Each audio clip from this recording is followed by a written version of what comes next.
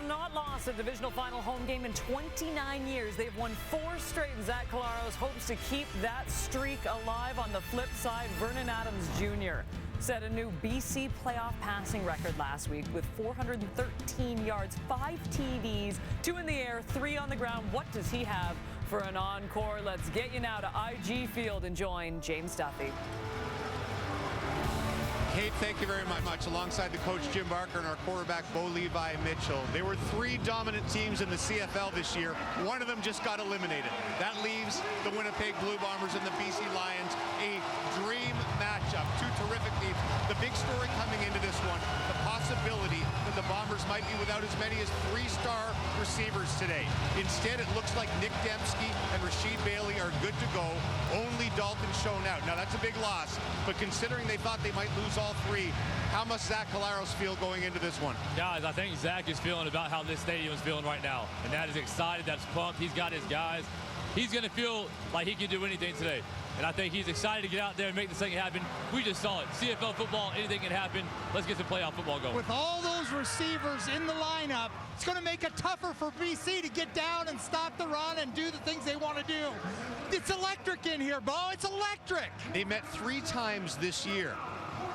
BC won in a rout in the first one. The Bombers won in a rout in the second one. The third one went to overtime.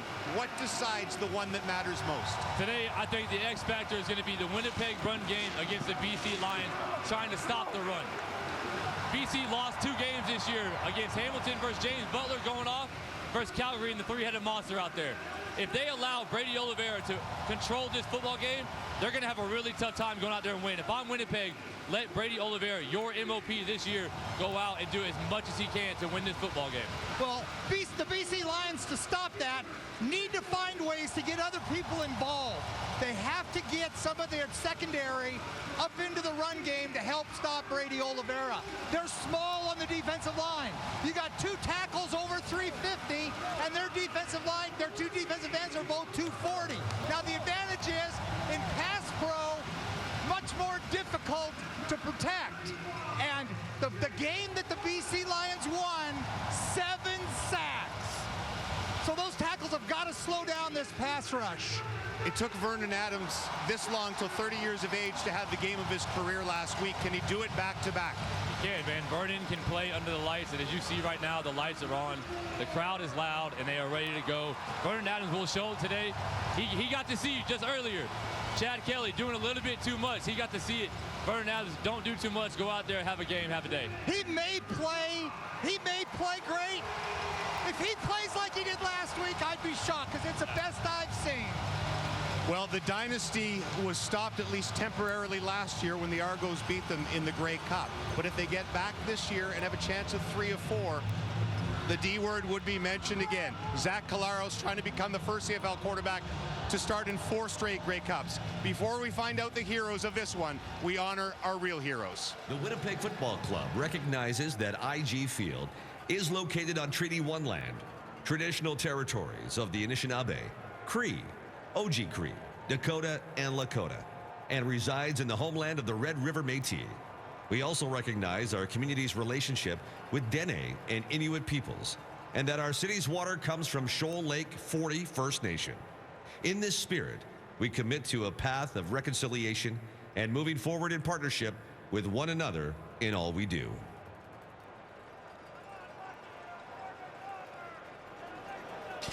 On November 11th, Canadians come together to honor all those in uniform who have and continue to bravely uphold our values here at home and around the world.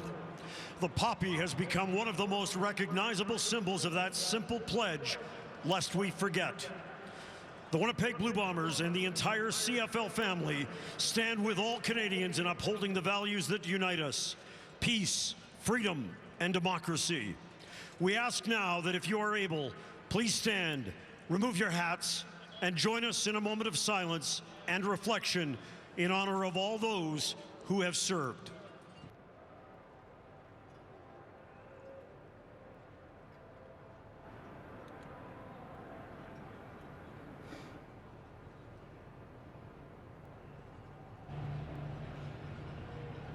Thank you. Fans, please continue to stand for tonight's flag party, provided by members of the 17 Wing Winnipeg. Representing 17 Wing Winnipeg's warrant officer, Isabella Roberts, Sergeant Steve Demary, and Sergeant John Wisman. Now, fans, please welcome Sergeant Cindy Scott for the singing of the national anthem. Oh, Canada, our home and native land, true patriot love in all of us command, qu'à ton bras s'est porté l'épée, il s'est porté la croix, ton histoire est une épopée des plus brillants exploits. God keep our land glorious and free. Oh, Canada, we stand on guard for thee. Oh, Canada, we stand on guard for thee.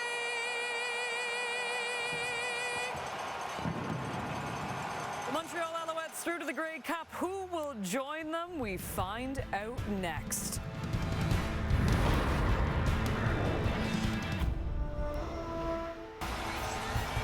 Thank you, Kate, and the stage is set in Winnipeg for a West Final rematch between the Lions and Bombers. And for early November in Winnipeg, pretty nice night here as we get set. BC coming off an impressive victory against Calgary to get here. Winnipeg 14-4, looking to book another trip back with their veteran quarterback at the helm. Yeah, the Winnipeg Blue Bombers were once again the best team in the West Division, led by the most playoff battle-tested quarterback in the Canadian Football League right now, Zach Collaros, 4-0 in the playoffs as a starter for the Bombers. Vernon Adams Jr. put on a passing clinic last week in the semifinal versus Calgary, throwing for a franchise playoff record over 400 yards. Can he do it again in the encore here tonight? Rick Campbell having a tremendous season with the BC Lions, strong down the stretch, and looked great last week with Vernon Adams on fire. 3-1 in divisional games in his career, one loss against that man right there, Mike O'Shea. 3 straight West Finals. Finished first in the West. Again, 3 years in a row. Montreal awaits the winner. Enough waiting here in Winnipeg. Let's kick it off. The big boys ready to rumble. Bombers and Lions at IG Field. Williams watches it bounce at the 25. Bounces right into the hands, actually, of Mackey, who was there. And a surprise return for Mackey as that bounces up, and there's a look at Vernon Adams. 15-7 with the BC Lions. His first playoff win as a Canadian Football League starter was last week in the semifinal versus the Calgary Stampeders. As I mentioned, over 400 yards passing, a Lions franchise record. That was a heads-up play by David Mackey. That was a live ball on a kickoff, and it was bouncing around. David Mackey picking that up gave the Lions their first possession. They start from their own 38. Adams quickly, and that is batted down. Willie Jefferson getting in front of it. Take a look at this BC offense. Jarrell Broxton, left tackle. Kent Perkins, here's your assignment. You got to try and control the top 2 bookends in the league that combined for 19 sacks, 6 forced fumbles, and 16 knockdowns. There's another knockdown by Willie Jefferson. Keon Hatcher, almost 200 yards in the semifinal versus Calgary. 6th best in CFL playoff history. 3 to the left, 3 to the right for Adams. In the pocket.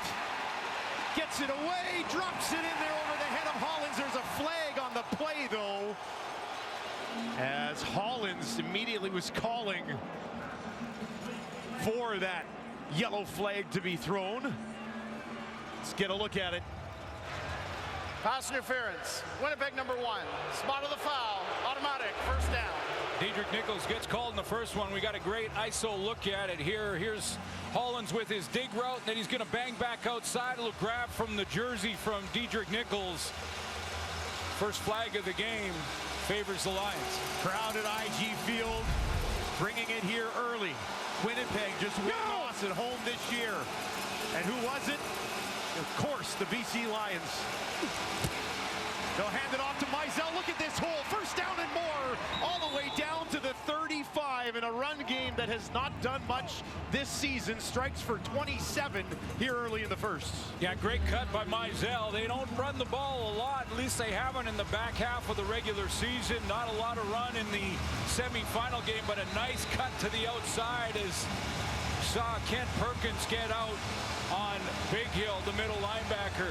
And this play by Jackson Jeffcoat, he goes right to quarterback VA, who did some damage running in the semi.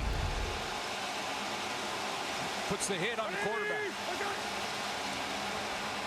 Now they'll mix it up, drop it back to Vernon Adams. He's going to be pressured and taken down. The trickery won't work this time. Adams gobbled up. Triple reverse throws try from Jordan Maximic, but it's well covered. The veteran Bomber secondary are back there in coverage. Keon Hatcher, there's a reverse look from Hollins. There's Hatcher. He's double teamed. The only other choice is up at the top. That's Katoy, also double teamed. Can't fool this veteran defense on that one. A loss of 8 yards. Sets up second and long. The first possession of the ball game for the Lions, who won the coin toss, took the ball. Flags here, and that'll be blown dead before Adams can get the ball away. Let's back him up a little bit more. Procedure, BC number 59, 5-yard penalty, remains second down. You gotta put that one on the crowd. They came to work, didn't they? Yeah. They're here to be the extra man, and Kent Perkins didn't hear the snap count and went a little early.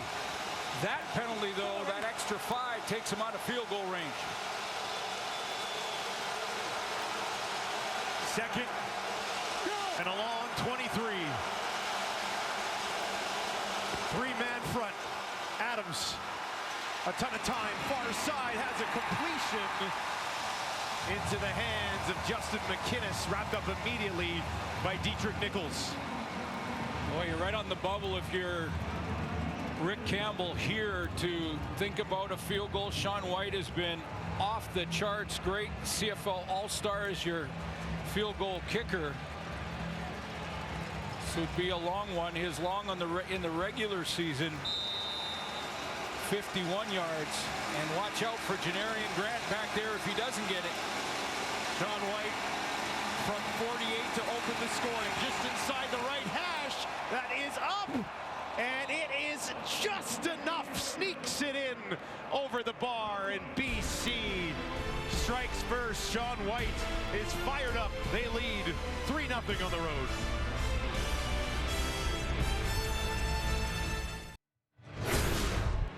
We know where Winnipeg wants to get to, but here's how they got here. Here's their road to the West Final. Well, third straight season finishing first in the West Division. Another 14-4 record for Michael O'Shea's group.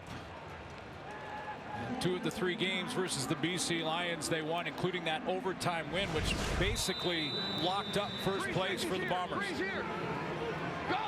Colares, after the Sean White field goal, will start on the 40. Brady Oliveira right up the middle. He's got a first down and more. There is your West most outstanding player, 15 yards to start the game with a bang.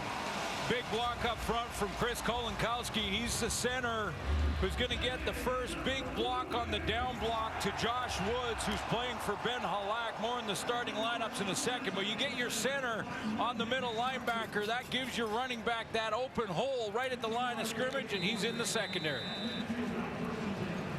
Over 100 yards in last year's West Final. Good start here for Brady Oliveira.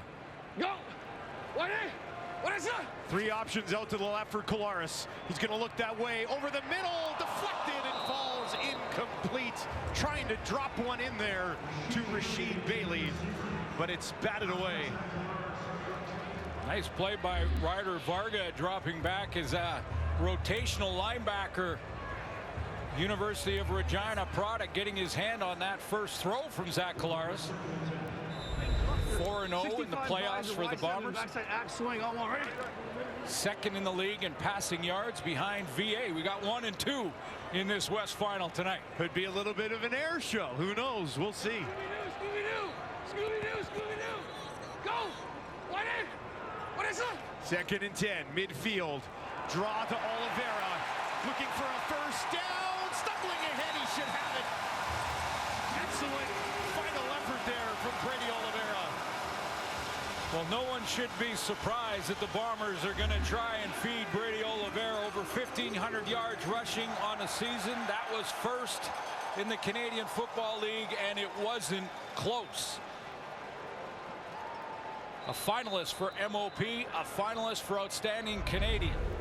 31 blunt base, F-shave, Y-far, all ready. Base. Over 2,000 yards of offense from Brady Oliveira this season. He'll stand in behind Zach Collaros. Back into the belly of Brady, pushing ahead again. Look at this. That's another Winnipeg first down.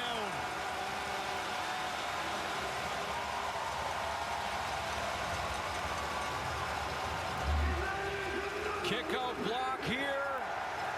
Pull off that right. The offensive left side, defensive right side as they hits that hole. And again, just huge valley there where the DBs and the safety and Adrian Green is going. Yikes, is this going to be a long game if I have to tackle number 20 all night long? 3 carries for 35 yards to start this game. Winnipeg's not even hiding it. 6 offensive linemen out there for Collaros. Go! What in? What is that? Oliveira trying to kick it to the right this time. Runs into some traffic and is wrapped up. Big part of this Bombers offense. Well, Brady Oliveira will tell you up front of the reason for the 1,500 yards with 2 all-stars in the CFL, and Patrick Neufeld and Jamarcus Hardrick on that right side. Of course, it's a veteran group up front. It was a game day decision, in fact, just about a half hour ago for Nick Dembski. He is good to go, the 1,000-yard receiver from University of Manitoba, and we're talking already about Brady Oliveira and his outstanding season. 2nd and 6. Go! Kenny Lawler versus Gary Peters at the top of your screen. Collaros goes over the middle, has a completion. Right into the hands of Brady Oliveira again, this time through the air for 11. Comes out of the backfield, and he takes pride in this part of his game and runs a really nice route going one-on-one with Josh Woods. He lines up in sort of that 3rd receiver slot position, and then you can see the dig across the face of Josh Woods for his first catch of the game. In that huge game back in week 18, he had 8 catches, was thrown the ball 8 times, caught them all, and was part of a huge game. 1st and 10, 7th play of the drive. What is that? Collaros, Oliveira again gets to that 2nd level down to the 15 against his BC Lions defense. Matthew Betts, number 1 in the league in sacks, 18 on the season, set a Canadian mark. Sione Tehema back in. Mola Combo will play out at the will. Josh Woods plays for Ben Halatic at middle linebacker. He was hurt in the semifinal, and there's your 2 CFL All-Stars in the secondary, Gary Peters and TJ Lee. Might have to get involved, that group back there, in run stopping in a bigger way. I was going to say, how do you slow this guy down? Well, right? you got to run blitz, which means bring your DBs and linebackers up to the line of scrimmage and try and cancel the gaps. 2nd and 5. Oliveira slides over to the right of his quarterback. They'll give it to him up the middle, pushing ahead. Look at this, down inside the 10. Brady Oliveira and various members of his offensive line carrying that ball inside the 10. That's basically what this was. This was just move the pile. Get low, get physical, great balance by Oliveira, and then the entire pile, the O-line just driving it, like pushing those sleds in training camp. ZX One lead. Z-Rocket, fullback stick. 62 yards of offense on this drive for Winnipeg. All of it to Brady Oliveira. Watch him go play action here. First and goal from the 8. Oh, back to Oliveira again. This time he's wrapped up and taken down by Lacombo. Yeah, there's the blitz I'm talking about. That's Bo Lacombo from the linebacking core. Now he's got to get involved before the snap, get up and take that gap. There's a gap on the defense right there. He's got to go up, take the gap, step up into the line. Now what does that open? Play action and the throw right behind him. Zach Collaros, 15 touchdown passes and a play action this season. Best in the league, and it wasn't even close. Second and goal from the BC8, 10th play of the drive. What is it? That was a run. Back to Oliveira. Brady Oliveira trying to pick his way down towards the end zone and push towards the end zone. What an effort from Winnipeg trying to get him home. And got it. New touchdown Bombers. An all-time effort. And they find the end zone for the first time tonight.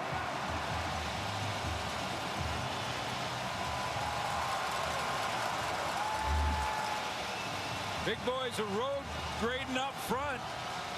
Oliveira on that second audible from Zach Collaros at the line of scrimmage, calling the second basically a draw, delayed run play, but look at the push and the shoving and the grinding to get into that end zone, that final 2 yards. There was some heavy lifting going on from the big boys up front. It looked like he kind of got pushed back to about the 4. And then it was just like, nope, not today. And the push through. Incredible stuff. Brady Oliveira all over that first drive. Castillo knocks one home. Brady Oliveira, a 10-play, 70-yard drive. He had all 70 yards and a touchdown.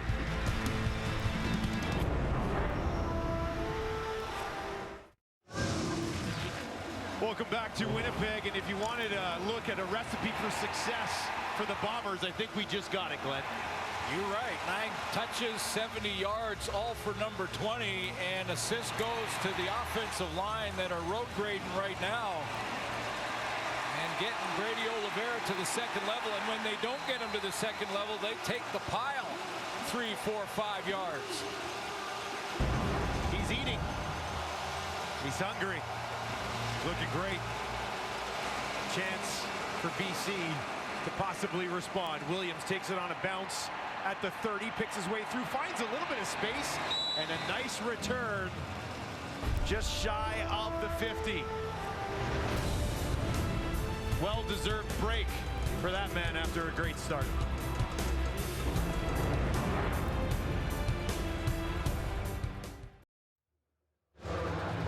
Welcome back to the Brady Oliveira show on TSN. I feel sorry for that bike. He hammers that bike as hard as he just took it to the BC Lions defense. It could be a long night, a beautiful night at IG Field. Crowd here just will not stop. Vernon Adams starts on his own 48 after a nice return from Terry Williams. 3-man pressure. Adams with time, now in trouble, takes off to his left, down the field, almost intercepted. Kyrie Wilson got turned around and couldn't get a hand on it. That's the second time already tonight that Willie Jefferson has got his hand on the ball, and that's not good news for the Lions. Looked like Keon Hatcher was hurt on the play. Here's another knockdown, second in the second series for Willie Jefferson, who just has a knack for getting his hands up at the right time. But most importantly for Lions fans, Keon Hatcher lipped off. He had a monster game in that Calgary semifinal. Lucky Whitehead into the game in the slot now. Adams with time, looks over the middle, and that'll go for a first down. And it is Lucky Whitehead, who didn't see the field last week, accepted the role as depth receiver, and now gets called into work. Yeah, he didn't get a target, didn't get to play offensively. Justin McInnes has taken over for him as a starter in that position, but now with Hatcher out, Lucky Whitehead is in there. Huge catch for Whitehead. Now they'll hand it off to Mizell. Big hill. Jeff Coder there. Short pickup of about 3 yards against his Winnipeg defense. CFL All-Star Willie Jefferson off the edge again. 2 knockdowns. He led the league in that category this season. The leader of this team is, one of them anyway, it was, of course, Adam Bighill led the team in tackles again, and no one had more interceptions than Demario Houston in the regular season. He had 7. Second and 7. Empty backfield for VA.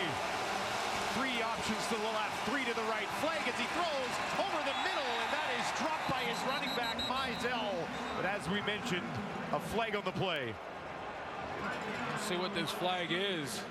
Looks like it's going against the Lions. Offside. BC number 19. The penalty is declined.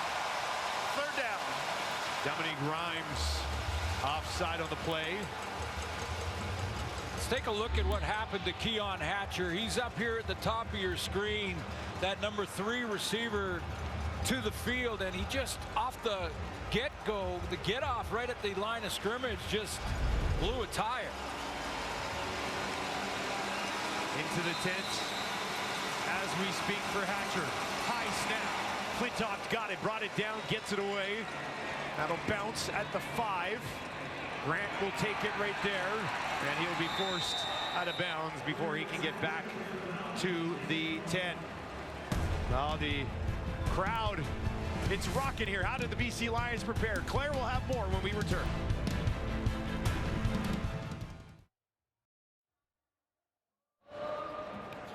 Well, how are you supposed to get ready to play against these fans at IG Field? For more on what Rick Campbell did, let's send it down to Claire Hannah.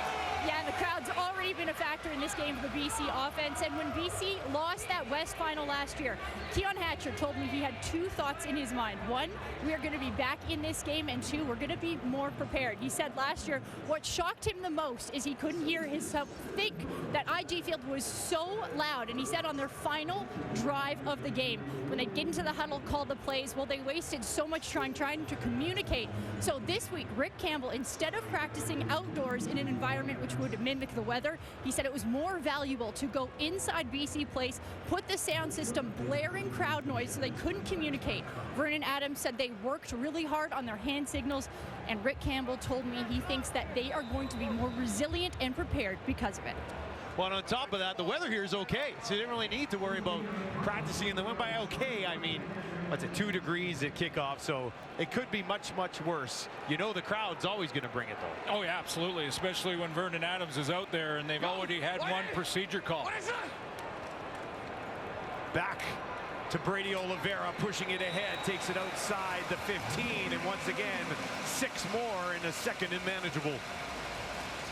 Mentioned Ben Halanek out of the lineup, their middle linebacker all season long. Josh Woods had a monster game in the semi, led all tacklers on both teams with 11 in that playoff game, and he has to find his way through all those blocking offensive linemen to make the tackle there on Brady Oliveira. There's Halanek, not dressed for this one, but here to bring some leadership from the sideline. 2nd and 4, and Prukop into the game on a 2nd and 4 at the Winnipeg 16. And he will keep it, a flag as he turns it up the field, gets to the 20. That's about what they needed. But we'll see what this call is.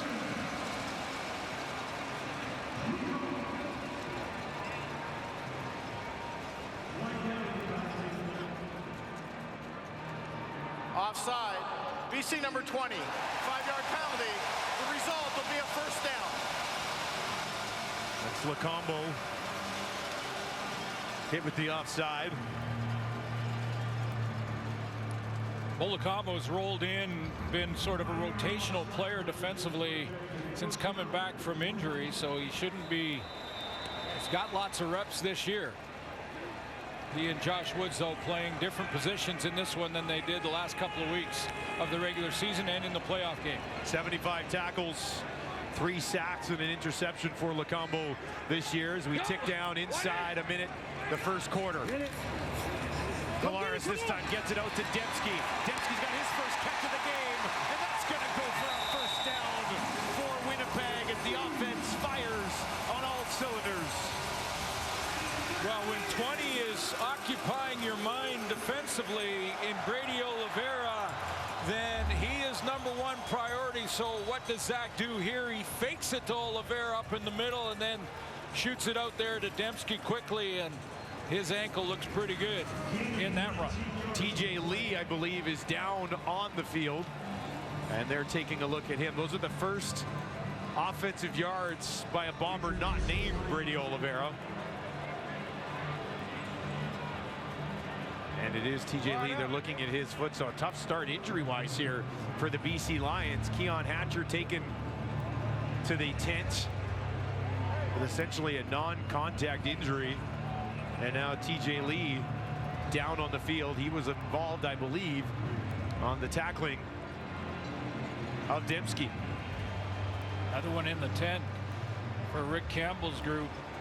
TJ Lee, as I mentioned, CFL All-Star this year. He led all defensive backs in defensive tackles this season. The leaders in that category are often linebackers, and they were against this year. But as far as the DBs go, he was #1. One of the great tacklers in helping in the run game, and that's a massive injury here for the Lions to have to try and overcome because he's so good in run support. Congratulations to the Montreal Alouettes, who booked a ticket to the big one. Oh, yeah. Earlier on today in impressive fashion, too, against a 16-win Argos squad. Well, that's not a good sign there. Yeah, congratulations to Montreal. And thinking of the way they started and ownership group taking some time to get going and set up, and they were behind the 8-ball in free agency and a lot of things. And Danny Machocha built a team, put together a great roster, added Darnell Sankey and Sean Lemon. Congratulations, and Cody Fajardo, I'm happy for him. Motivated quarterback gets to the show. Former Alouette D-line coach John Bowman actually carrying TJ Lee off the field while we were talking about the Montreal Alouettes. Collaros first and 10 from the Winnipeg 40. Back to Brady Oliveira, finds a little bit of space, first down and more. All the way up to midfield, give 15 more. And a statement first quarter from the Bombers. This just in, they're going to run the ball in the West Final. Brady Oliveira right down the throat of the BC Lions defense. Winnipeg on top, 7-3 through 15 minutes.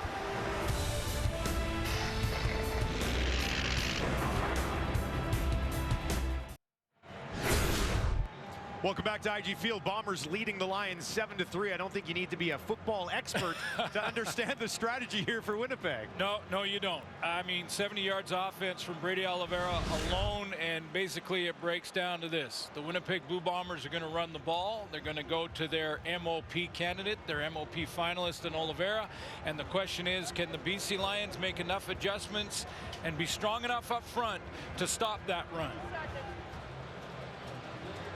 Have to generate something offensively as well. BC against this Winnipeg defense, not always easier said than done. And Winnipeg,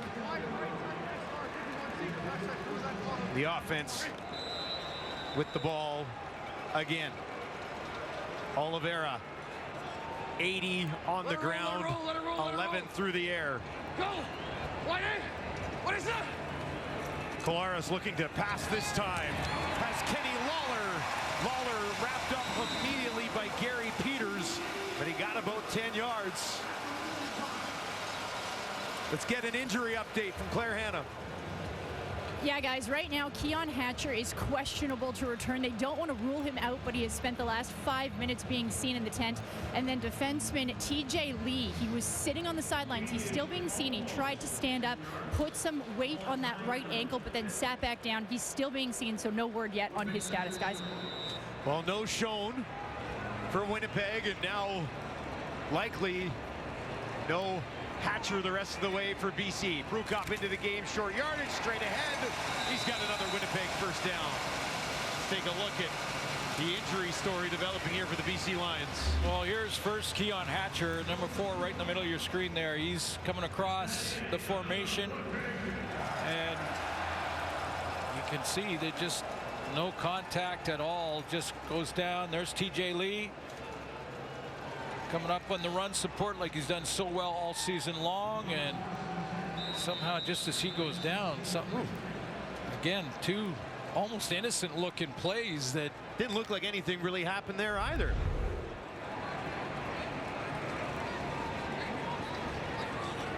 Hatcher has been money in playoff games so far in his career. Oliveira right up the middle, another first down, marching inside the 30 as he creeps towards 100 yards rushing already in this football game. Chris Kolinkowski, the center, he's creating some big holes up front. There's the center, that second arrow, along with Patrick Neufeld to the right side of the formation. Neufeld and Kolinkowski on the double team. They're cutting off that first pursuit angle. Oliveira is getting, whether it's A, B, or C gap, he's making it happen. All the gaps. All the gaps are open. It doesn't matter. BC hoping to find an answer. Collaros fakes it this time. Out to his right. Now he's in trouble. He's taken down. Sione Tehema gets there for the first time today. Boy, did the Lions need that one. Well, it's good work by Tehema, too. He missed the semifinal because he was taking care of a suspension that he got in the final game of the regular season, but he goes past the first blocker, beats Nick Dembski around the edge, and gets to Zach Collaros. That passing down now and that passing play plays to the hands of the BC Lion defensive line. It's what they were real good at, getting after the passer. 7 sacks during the regular season for Tehema, a loss of 11 on this one. 2nd and 21 for the Winnipeg offense. What is it? Collaros in the pocket. He's going to take a shot deep down the field to the end zone. Almost called in. That would have been remarkable. Kenny Lawler, as he was down, couldn't make a play on it. Bagayogo's in for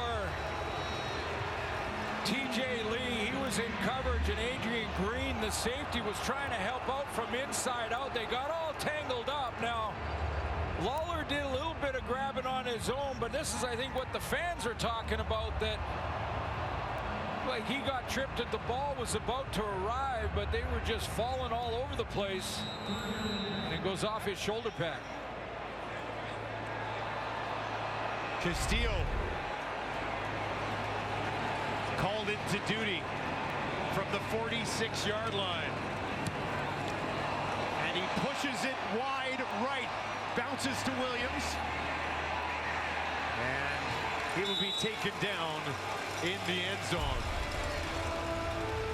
Kenny Lawler doing his best to try to come back and get this football. Not able to do it. Good no call.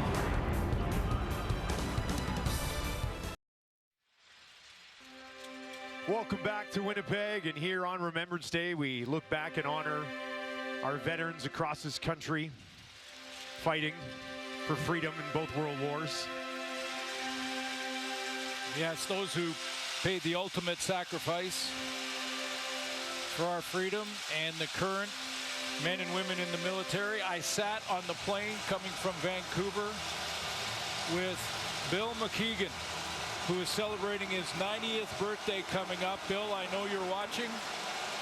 He enlisted with the Canadian Army when he was 17 years old and has been in all the conflicts around the world representing Canada in the military. Thanks for watching, Bill. Your Bombers are up front. Thanks for everything, Bill. Adams with time tries to drop it into McKinnis. Batted away by the safety, Brandon Alexander.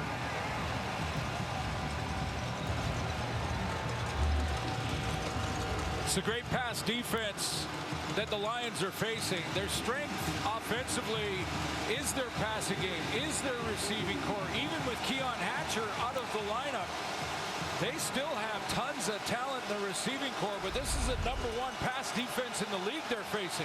It's best against best. Hatcher and TJ Lee both out for the rest of the game for the Lions. Pressure coming. Adams trying to spin away. No luck. Jeffcoat all over him. Bombers defense gets home. They move Jeffcoat from that defensive end spot inside. And when he's inside, he gets a different type of matchup that he might see on the edge going against a tackle, and it's just a straight bull rush on Suk Chung, the former Bomber, right down Main Street, and gets Vernon Adams from behind. Well, and Adams came up limping, and now he holds his right knee on the sideline as things may have gone from bad to even worse for the Lions here. Flintoff can't get it away. That's going to be scooped up by the Winnipeg defense. Trying to push it down towards the end zone again. Driving in. Touchdown, Winnipeg. Are you kidding me? Bombers special teams find the end zone.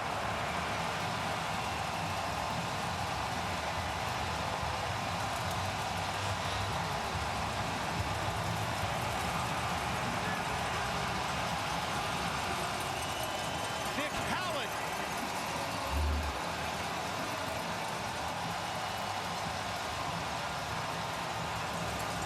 Had a big block in the Grey Cup a year ago. And the backup safety who led the team in special teams tackles this year, University of Toronto product Nick Hallett. Under review by the command center. A round of boos at IG Field as they'll take a look at this one.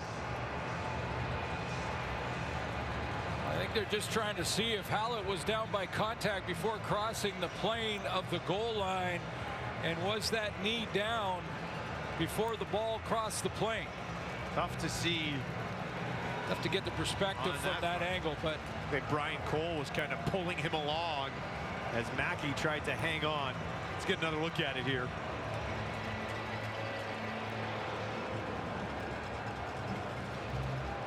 can't see the ball in that look. Give you another one. Ruled a touchdown, so they have to find evidence to say it wasn't. Don't think you get that. I haven't seen it there.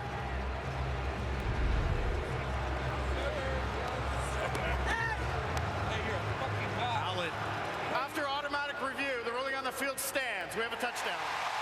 Howell blocks the kick, scoops it up, gets an escort from his teammates to the end zone. Leads this team in special teams tackles and comes up with a huge special teams touchdown. Castillo, one more. Bombers on top by 12. Vernon Adams, a little banged up himself, trying to get the BC Lions back on track.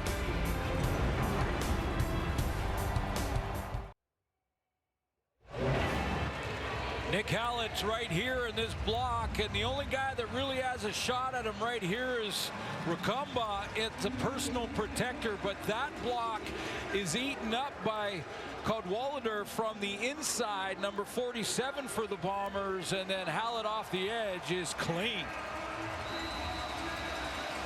Scoops it up, and his teammates pick him up and escort him to the end zone. Right back out to go to work again. Williams has to backpedal, takes it at the 10, back to the 20. Terry Williams to the 30, 35, staying on his feet, just shy of the 40. And the BC Lions offense will trot back out onto the field. Vernon Adams cut his leg off to take him out of this game, Glenn. Well, just before that semifinal against Calgary, he took the brace off and was good to the week of practice leading in. Hey, Tango to Quanto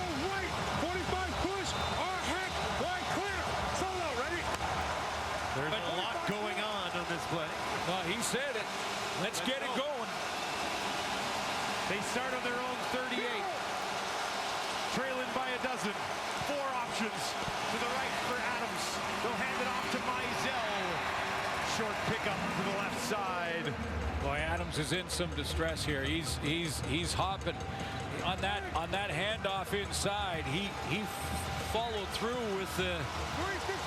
They're going tempo. But he followed through after the handoff and limped all the way around the corner. 4-yard pickup from Mizell. 2nd and 6 here for the visitors. Here they come. Bombers show pressure. VA up for grabs. Intercepted by Winnipeg. Flag at the end of the play. Kyrie Wilson got his eyes on it that time and hauled it in.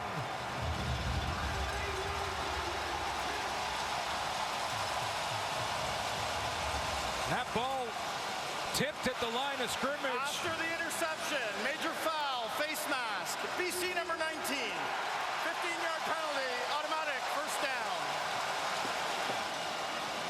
I think it was Jeffcoat, but another ball tipped up at the line of scrimmage. Willie Jefferson with a couple, and it was 94 with the right hand. That tips it up right into the arms of Kyrie Wilson. And a turnover in great field position for Zach Collaros. And here comes a face mask after the fact. Little frustration as Dominic Rhymes trying to make the tackle. Takes the helmet off of Wilson. Nothing going right for the BC Lions thus far this evening. Brady Oliveira finally contained on a carry right up the middle. That's looking frustrated. Campbell searching for answers. 98 yards on the ground for Brady Oliveira here in the first half. Just midway through the quarter. 1064, outlaw poison, vaccine, axe check on 2, ready? Collaros has thrown the ball just 5 times in the game. Completed 3 of them. 2nd and 8 is what he faces here. Escapes the pocket to the left. Now jump passes it over the top. Down inside the 25. Nice adjustment from Collaros. And he gets it to Wolodarski. Well, it was the adjustment, yeah, and it was the pocket negotiation, moving outside, buying himself some time, but I like how he set his feet again. Bo Levi Mitchell, our analyst down in the corner of the end zone, is going to love this. He's going to set his feet again, turn around, do that little hop, and get his body around in the right position, so it's not a real risky pass going to his left and trying to throw against the flow. Because he had his shoulders turned his shoulders around and got it there. Fresh set of downs at the BC 23 for Winnipeg's offense. Trying to blow this open a bit. 6.5 to play in the second quarter. What is that? Back on the ground. Johnny Augustine for the first time today. Positive gain on first down. Just a couple. Buck Pierce he can just stay on page 1, the offensive coordinator here in Winnipeg. He can stay on page 1 of his playbook. He's just looking at it and say page 1 is number 20. And if he's tired, 27 will take a run or 2. But that's Brady Oliveira's page 1. And I don't think that he has turned that page, whereas Ryan Phillips, the DC, is trying to, he's deep in his playbook trying to figure out how to stop it. Go! They need 8 more yards here. Right up the middle, pressure. Collaros trying to get away on the run. Throws it to the end zone. No! Rugamba working there against Dembski. Able to bat it away. That would have blown this thing wide open. Well, first of all, Collaros does it again. I mean, I still don't believe he gets enough credit for how good he is at feeling the pressure and escaping the pocket with his eyes downfield. All veteran quarterbacks do it well, but he does exceptionally well. And he gave Nick Dembski a shot here. Got it to the outside shoulder, but Racumba over the top makes a nice play. Castillo. 29-yard attempt just inside the left hash. big play by Racumba. And they're going to have a chance to come back, the Lions, in this one. They needed to hold them to a field goal there. They do that a few times along the way, don't they? Winnipeg on top, 19-3. Just 50 yards of offense for BC so far in this game. Adams, 2 of 7 for 21. Mizell, 3 carries, and he's held shy of 30 thus far.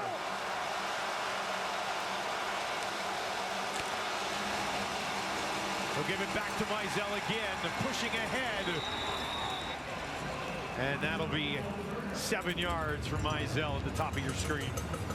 Sometimes football comes down to a numbers game, and the Bombers defensively are putting basically 5 guys in the box, and they're telling the BC Lions offensively that if you're going to beat us, you're going to have to run the ball to do it.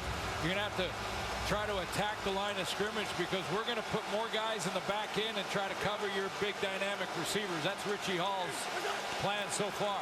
BC Lions dead last in running the ball this season, and they won't get the first down here. Kyrie Wilson all over Mizell, and that'll bring up 3rd and short. Well, this Bomber team is just so battle-tested, playoff-tested. They played in the big games in back-to-back years. They played in the Grey Cup. Kyrie Wilson, remember back in 19, his big interception in the Grey Cup in Hamilton. They know what it takes to be ready for the big game. 3rd straight 2 and out for the Lions. Flintoff, they're going to fake it. Flintoff tries to drop it in, and he does! First down, BC. Flintoff, the punter, finds Rene, he hauls it in. Finally a spark for the Lions. Patrice Rene, the backup on the special teams. He's on the punt cover team. He goes out on a route, and yeah, boy, they needed something. They needed a spark. Maybe their punter can give it to them. Flintoff, pretty nice throw. I mean, had a wobble on it, but he got there. I mean, for a punter. That's what I'm saying. First down, there you go. Big play, big call for the Lions. And it takes them on to Winnipeg's side of the field. Adams in the pocket, down the field. Catoy almost intercepted. Catoy had some space. Parker got over and slid underneath it.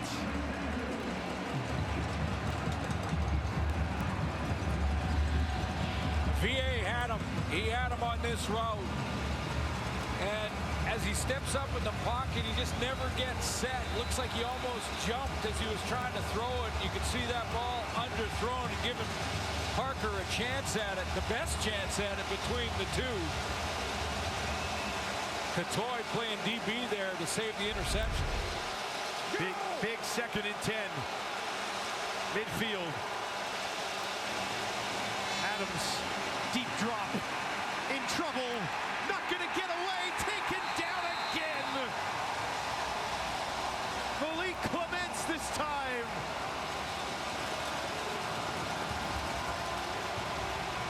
And the fake punt that kept the drive alive does not pay off in the end. Jefferson with some pressure.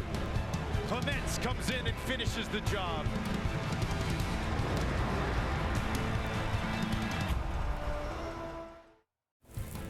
All right, coming up at the half, James, Jim, and Bo. We're going to have lots on Brady O and the pressure on VA. We're going to chat about the Eastern Final, and Paul LaPolice has made 9 coaches' playbooks on the Montreal Alouettes. You're going to have to tune into the Grey Cups to see all of them. One for every interception, every takeaway.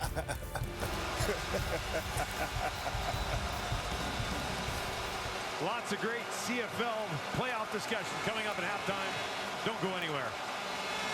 Flintoff this time, no trickery, just boots it away. That'll bounce just inside the 20. Janarian Grant picks it up, steps out of bounds after a 40-yard kick with 2 minutes and 20 seconds on the clock. Brady Oliveira already at 98 yards in the game on the ground. Zach Collaros, 4 of 7 for 50 through the air. Yeah, I would suggest an important 2 minutes and 20 seconds for this Lions defense. Let's stay on the field here. Let's go. Lions defense that did not have Hladek coming into the game. They've lost TJ Lee. He's out for the rest of the game. And the Lions defense that has not had an answer against the run so far here tonight. Winnipeg starts this one on their own 23. What is that? Oliveira will get the drive going, and that'll take him over 100 yards in the ball game. Always positive yards, always low pad level when contact's about to happen, so that even if it's well defended, and that play was, still getting positive yards. That's about the best we've seen them do tonight against Oliveira, right? And it still picked up 3 yards. 91% of their running plays this year against BC ended in positive yardage. Pressure this time from the Lions. Collaros backpedaling, ball in the air, grabbed by Lacombo, and it'll be ruled an incomplete pass, but a big down there for the BC Lions defense. This was a screen attempt to Brady Oliveira out of the backfield. He's right here, and Oliveira is going to try to chip block on Lacombo. He doesn't give him enough, though. He just lets him go free, and then he's going to set up for the screen pass.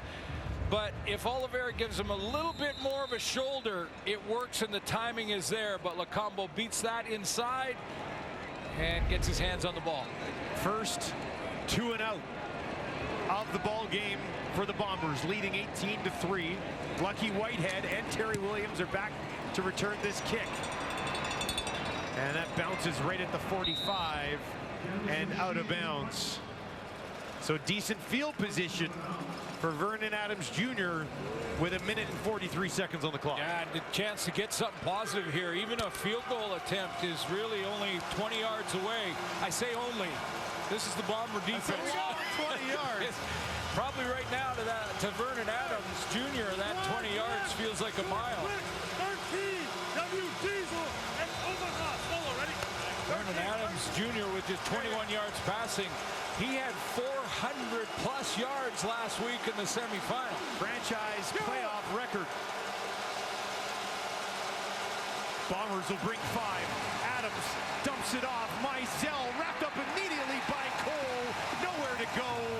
A loss on the play. So good from the linebacking core here to show blitz in certain areas and come from different ones. Brian Cole is going to drop out. He lines up in the middle and drops out. And Adam Bighill looks like he might be the guy in coverage. He's the guy who goes on the blitz. So Bighill comes in. He's the guy who goes on the blitz, and Cole sits there and says, if you screen it, I'm going to track him down. And Bighill is now down on the field with the training staff getting a look at him. Let's get a look.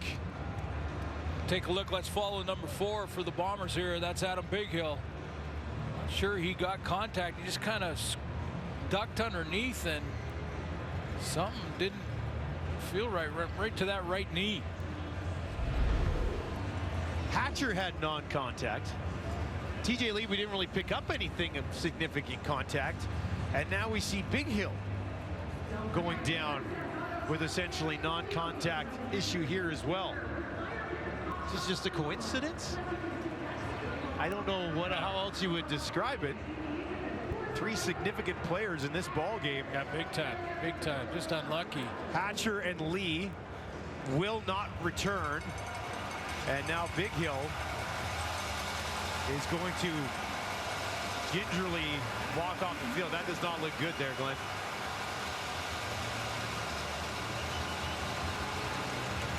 They've been rotating Brian Cole through the linebacking core.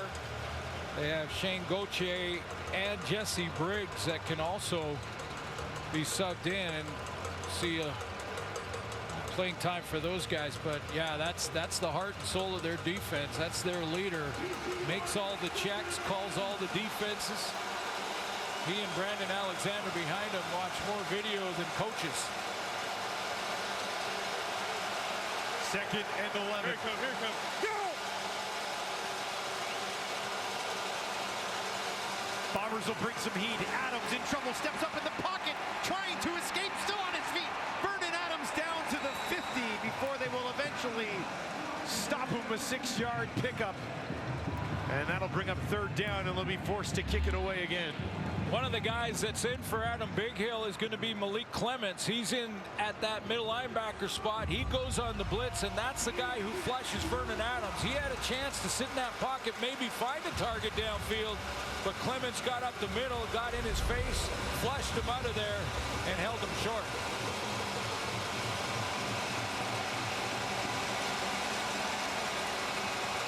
Third and 5. About a minute to go. Flintoff from his own 40 just gets it away. Low kick. Grant on a one-hopper at the 20. Janarian Grant trying to escape. And he's taken down at the 40. Let's send it down to Claire Hanna for more on Brady Oliveira. Well, the Blue Bombers have had a whiteboard in their facility to track guys and how much they weight lift all season. And if a guy doesn't have a lot of check marks beside his name, well, the rest of the players can get on him. But Brady Oliveira has taken his weightlifting routine to a whole other level this season. He has not missed a single day. He goes before practice. He even goes the day after a game. He does things like hot tub, he does sauna, cold exposure. And when I asked him why it was so important for him to stay so dedicated, he said, I owe it to my teammates because they deserve my best every single day. Guys. Well, I think they get it, don't they? Well, they do. And he told us that his body feels better at this point in the season than it ever has with all that training and weight training in the offseason. Really 2 reasons for training. One is to improve what you do on the field for sure, and hard to improve on those numbers first in all of them, but also to protect yourself from injury. And Brady Oliveira has had just a record-breaking season. 55% of his yards after contact this year. Hard guy to stop. They're impossible to bring down. And 100 in the first half. Pretty good. Snoopy, Snoopy, Snoopy, Snoopy, go, what is that? And I don't think they got this playoff in time. Collaros was looking at the 20-second clock and realized he was running out of it. Time count violation. Winnipeg number 8. Penalty is loss of down. It'll be 3rd down. Inside of 3 minutes before the half, or inside of 3 minutes at the end of the game. Delay a game penalty is loss of down. So Michael O'Shea will have to punt it away. So they will kick it away. 23 seconds on the clock. Lucky Whitehead, second time today he's been out there to return, along with Terry Williams. Williams with a missed field goal return in that wild game against Ottawa. Not a bad idea, because both these punters have been trying to kick it away from the dynamic returners back there, and either Terry Williams or Janarian Grant going the other way. Put 2 back, it's harder. Jamison Sheen, end over end. Lucky Whitehead waiting for it. He takes it at the 21. Whitehead trying to turn it up the field. Back to the 40. Decent return from Lucky. 11 seconds on the clock. Well, we'll see what the strategy is for Jordan Maximic, Rick Campbell, and Vernon Adams Jr. here with 11 seconds to go. Do you take a shot down the field, see if you get a PI and maybe a chance at a field goal, or do you just kind of take your lumps into the first half, make some adjustments at halftime, get ready to stop Brady Oliveira defensively and get some traction on offense in the second half? From their 40, Adams over the middle, drops it in there to McInnes. A big catch down to the 45 with 5 seconds on the clock. He's slow to get up too. Good throw. This may be the best for the Lions all game.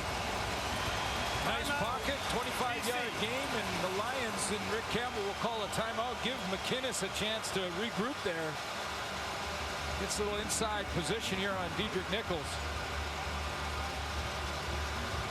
Historically, not many teams will play man against this BC Lion receiving corps. However, the Bomber secondary can do it. We've got the people back there that can get it done, including that guy who led the league in picks. They mixed in Houston, And then Nichols, who had 12 knockdowns on the year. Evan Holm, 12 knockdowns on the year. Brandon Alexander had a couple of interceptions as well. VA's got to be efficient here. Go! 5 seconds to go, working for the Winnipeg 45. Quick throw. Gets it away quickly. Bobbles, incomplete. 1 second on the clock. Well, the strategy is the quick throw, get it to McInnes there. He goes down, chance for a field goal.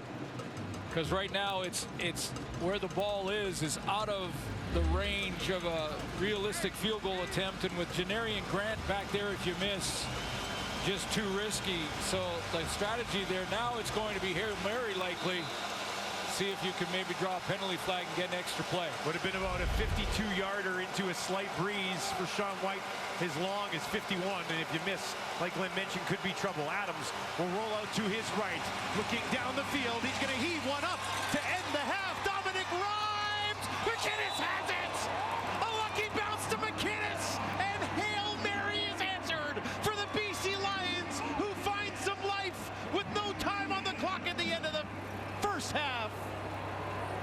Wow. It just got quiet in here. It just got quiet in here, and that wasn't lucky. That was a designed Hail Mary with a trailer. McInnes is the trailer. The first two in Hollins and Dominic Rhymes are looking to make the tip. They just want to keep the ball alive with all those defenders back there, and the trailer in McInnes, number 18, is waiting for the tip, and he reacts with the left hand. Wow. Sean White smooths one through, and the BC Lions, just when it looked like they couldn't get anything going, one big bomb from Adams with no time on the clock finds its way into the hands of McInnes, and we got a game as we hit halftime. Brady Oliveira with 101 yards rushing is with our Claire Hanna. Thanks, Dustin. Well, Brady, you told me you wanted a lot of touches in this game. On that first drive, I think you got the ball every single time. How did that set the tone for the game? Yeah, let's keep it going. I know what I can do for this football team. This offensive line is doing a great job right now. The receivers in the run game doing their thing right now. So it's going to be a battle. Let's keep this thing going. You guys are still up, but you see how fast things can change in the CFL. What was your reaction to that last play? What do you guys need to do in the next half? Yeah, it's a CFL. It's a very exciting game. We got to put a show on for our fans, come out here in the second half and fly around and go win this game. Thank you, Brady. Thanks, Claire. Okay, let's send it over to you, James. Claire, thank you, with the coach Jim Barker and our QB Bo Levi Mitchell, who's had some Hail Marys work in his day. But that is shocking. We had 18-3, and it felt like about 30-3, the way Winnipeg was dominating physically. How does that happen, first of all, from a defensive perspective, and does it change the game? I really think it does. First of all, on a Hail Mary, quarterbacks always want to roll out to the right, get the ball as far out there. You got to bring pressure off that right side. But I'll tell you what, when I look at BC right now, what they have to do to win this game, it's what they just did in that last drive. And that's trust VA and your big receivers to go out there and make some plays. You can see right there, Dominic Rhymes, one of the best jump ball guys in the league, gets up there, gets his hand on the ball. They've got a trailer, and they got a guy in front ready for the tip. Just McInnes executed perfectly. But get the ball down the field. You got Alexander Hollick, who's a 1,200-yard receiver. You got height advantage from Justin McInnes, 6'6". What is he? And you got Dominic Rhymes. Get the ball down the field. Start testing his Winnipeg DBs. Where Winnipeg made their error was exactly what you said. They did not bring pressure off that right side edge and force him to pull up and make that throw go 15 yards farther. Absolutely. It's crazy. What a perfect execution, though. Now, with the exception of that play, though, pure domination by the Bombers, at least physically up front. And there was so much fuss all week long about which receivers would be healthy enough to play. It turns out they didn't really care, the Bombers, because it was hand off to Brady. How were they so successful when BC, us, and everybody in this building knew it was coming? I think when you have a guy that can lean on, you can lean on the entire game, and a guy that's done it all year, and Claire just did a great job explaining that he's been in the weight room all year. He can take 20 carries. He can take 30 carries. And this O-line is pushing these defensive linemen. Jim, you can talk about the D-line and what they have to do to change that. Well, there's not a lot they can do. It's like we talked about before the game. They got guys that are 240 on the edges, 250 and 260 inside. They're trying to play Mike Moore, who's maybe 275, or they say 280, but he's more 275. They're just not big enough. They got enough guys. They're bringing guys into the box. But having enough guys and being able to stop them, two different things when you got that offensive line coming off the way they are. hard. Okay, so when you talk about halftime adjustments, you can't adjust if you're not big enough. So what does BC do to try and stop the run? I mean, I think to win a game in the playoffs in the CFL, you got to change time possession. You got to change the penalties. You got to change the turnovers. So for me, BC coming there, say, guys, we got to change what we're doing out here. Whatever that is, you got to look each other in the eye and say, beat the guy across from you. Yeah, the big problem is they're getting bullied on both sides of the ball and on special teams with that block. They just Winnipeg, they've got batted down 3 passes, which have created turnovers. It's just they're just getting beat up front. The first thing I ever learned when I got into this business, you have to be able to run the ball when you want to and stop the run when you have to. BC's done neither. Winnipeg has. They do. We'll see if the momentum changes based on that Hail Mary. A shocking outcome earlier today in Toronto. Kate and the panel standing by. The Alouettes await the winner of this one because they knocked off the Argos.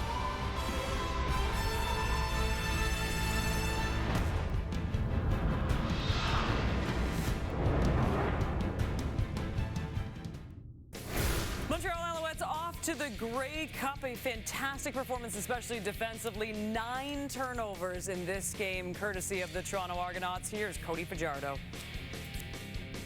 It was a magical year, and it's not over, but to tell you the truth, when we assembled everything in training camp and all the doubters and all the haters, we were excited for the opportunity. We knew we had to go through a really good football team, and like I said, we had to take it. We played 3-phase football tonight. Work is what we do on this team. We've talked about it since the beginning. We talked about the grade 8, the first day we got together.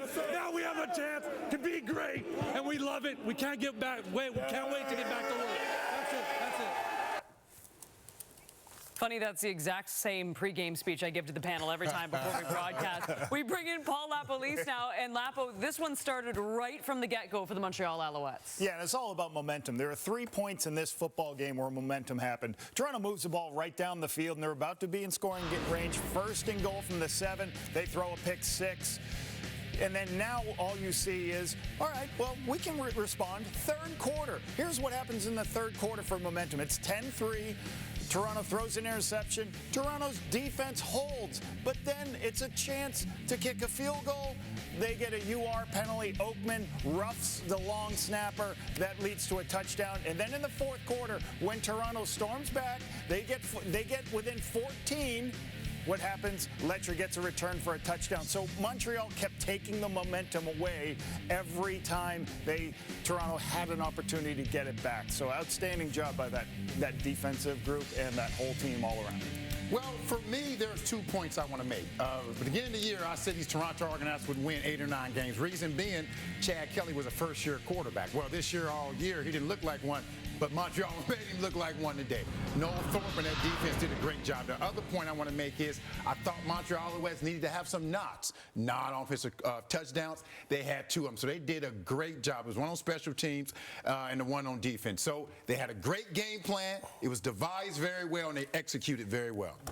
The patience or the beginning of the game, and Lapo spoke of momentum. It really, what you saw early was a Montreal defense that gained confidence as the game went on. And for Chad Kelly, this will be a game he wants to forget. But he did not. He got shaky. It was shaky early. He lost some confidence. And with his loss of confidence, Montreal's defense gained confidence. And that's really the story here, because that first drive, Toronto looked like they were going to march down and score, put up 48 points. Yep. What was the difference? It was the same offense versus the same defense. It was strictly confidence. Chad Kelly and the offense lost confidence, and Montreal defense gained confidence. Yeah, it's a heavyweight fight in the East Final, and nobody had, the underdog picked. And they took a couple jabs in that first drive, and then they struck back with a shot of their own and really settled things down for this football team and gave them belief. And I just go back to how this team was piecemeal together throughout the season, and how they had young players step up, and then they found older players that were just out there that nobody wanted. And you got Sean Lemon, and you got Darnell Sankey involved, and you got Stubberfield, a young kid, and you got Into on the corner, and this football team came together. A team that we did not see out there in the football in the beginning of the season. You hear about people saying haters, and it's like, oh, well, wait a minute, this is like Ellie's not there.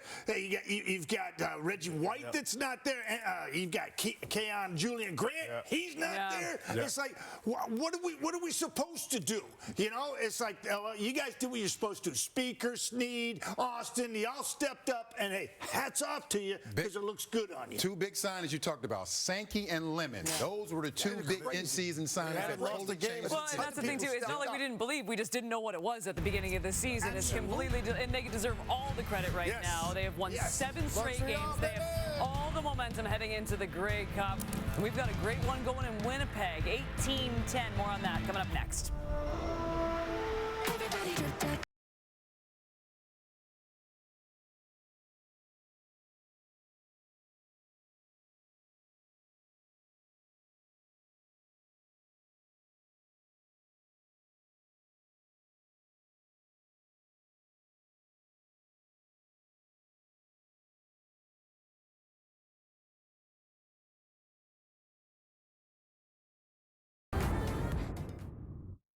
Time for stats with Paul LaPolice.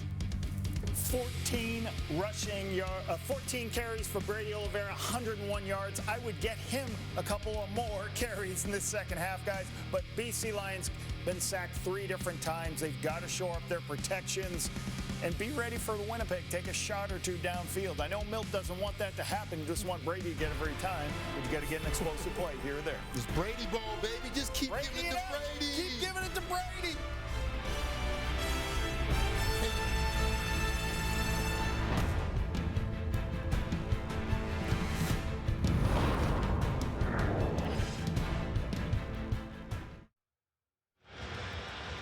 Welcome back to IG Field in Winnipeg, where the Bombers lead the Lions 18-10. Some life at the end of the half, and Justin McInnes is with Claire Hanna. Justin, first of all, that was a crazy play to end the half. Was that designed or was that a Hail Mary? Just a Hail Mary. You know, we need a play. I had to come up big, you know, and I dropped the one before. Just have to come back and make a play for our team. Right now, you guys are facing some adversity. There's some players out. You've been down before. What was the message at half? Just one play at a time. One play at a time. 30 minutes left. The game wasn't won in that first half, so just one play at a time. Don't worry about the game. Don't worry about the score until the clock hits 0. Thank you, Justin. Thank you. There you go. One play at a time. Really can't look at it any other way, can you? Well, yeah. I mean, the Lions will get the ball first to start this second half. Vernon Adams gets a chance. They took the ball to start the game, but clearly the Bombers would rather have that little bit of a win in the fourth quarter. Thought maybe Winnipeg would take the ball here and try to reestablish their dominance on the ground. Instead, they will kick it away and take what is a little bit of a gusty wind right now behind them in the fourth quarter. Williams on the return from his own 15. Williams cuts inside around home, still going. Terry Williams all the way out past midfield. Excellent field position to start the game. A 43-yard return, start the half, I should say, for Terry Williams. Yeah, sometimes it's the returner that makes the big play all by himself with great speed and quickness. This was just well blocked, and Terry Williams followed those blocks and picked his way through those blocks to get past midfield and get that great field position. Basically now just a first down away from possible points. Talking field goal first, then you go Maiden. First time tonight that BC has started with the ball in Winnipeg territory. Adams has time here. Now he's going to be in trouble, trying to escape. Will not. Jeff Cote is there again. Vernon Adams had time but couldn't find anybody down the field. Well, he got locked into a crossing route, and you can't be too long with these bookends. Mentioned it off the top that the tackles for the Lions really got their work cut out for them. Now, it was a pretty good job initially by Kent Perkins on Jeff Cote, but he keeps working, and because that crossing route that VA wanted was covered, Jeff Cote got there. Fourth sack of the game, a loss of 5. Empty backfield for Adams this time. Jefferson's coming. Adams spins away. Avoids Wilson. Nowhere to go. Willie Jefferson finally gets their ball, pops up, and Adams hops back on it. Oh, that would have been trouble. And VA comes up limping again. Yeah, that knee's bothering him, but watch the relentless pass rush. This time it's number 5's turn, and Willie Jefferson keeping after him, keeping at it, keeping at him. Had a couple of shots at him, wrap him up. Those long arms actually stripped the ball. A loss of 18 yards. 3rd and 33. Great field position. See you later. Flintoff kicks it away. Grant on the return, wrapped up by Rene after a 55-yard kick. Brady Oliveira, first half, he was cooking, wasn't he? Well, he's done it all year. I mean, he is sort of the heart and soul of this team offensively, and it trickles down to all the other phases. I mean, it's the way he approaches the game. He runs with great physicality, hits the hole hard, and as soon as you brace to make impact, that's when he uses his quickness and bounces at play. But he started out in that first drive with every carry, 9 touches, 80 yards down the field, touchdown. Collaros hops on it. The exchange did not go cleanly, and Zach Collaros aware enough to avoid disaster and hop on that ball. Wow, that was a close one, especially that deep in their own end. And Zach Collaros here, this is the ride and decide where you put it in there, and sometimes you will pull that ball out. Looks like he wanted to pull it there, didn't he? Yeah, he wanted to pull it, and Brady Oliveira had kind of grabbed the handle already. Deep hook will replace. Backside cart ball hook swing. Oh, I'm ready. Loss of 3 yards. 2nd and 13. Winnipeg. Yeah. Dominating a lot of this game, but they only right here. lead by 8. Go. What in? Passing situation for Zach. They'll bring a little bit of heat. Collaros gets it away, batted down, played neatly by Rugamba. Lawler wants a flag, and he gets a late one. That was very late. It was, but it looked like to me there may have been some contact. I think it was Rukamba down there in coverage. BC number 32. Spot of the foul. Automatic. First down.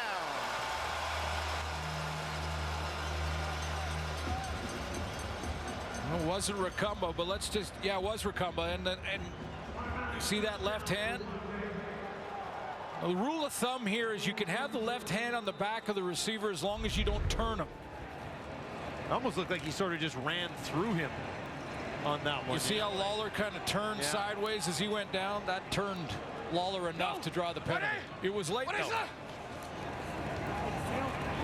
Oliveira tracked down from behind as the BC Lions brought Sales down from the secondary, and he hops all over him. This is, you know, we talked about it at halftime. The guys in the panel talked about how do the Lions start to try to stop the run on first down. Well, they just showed you on that last play.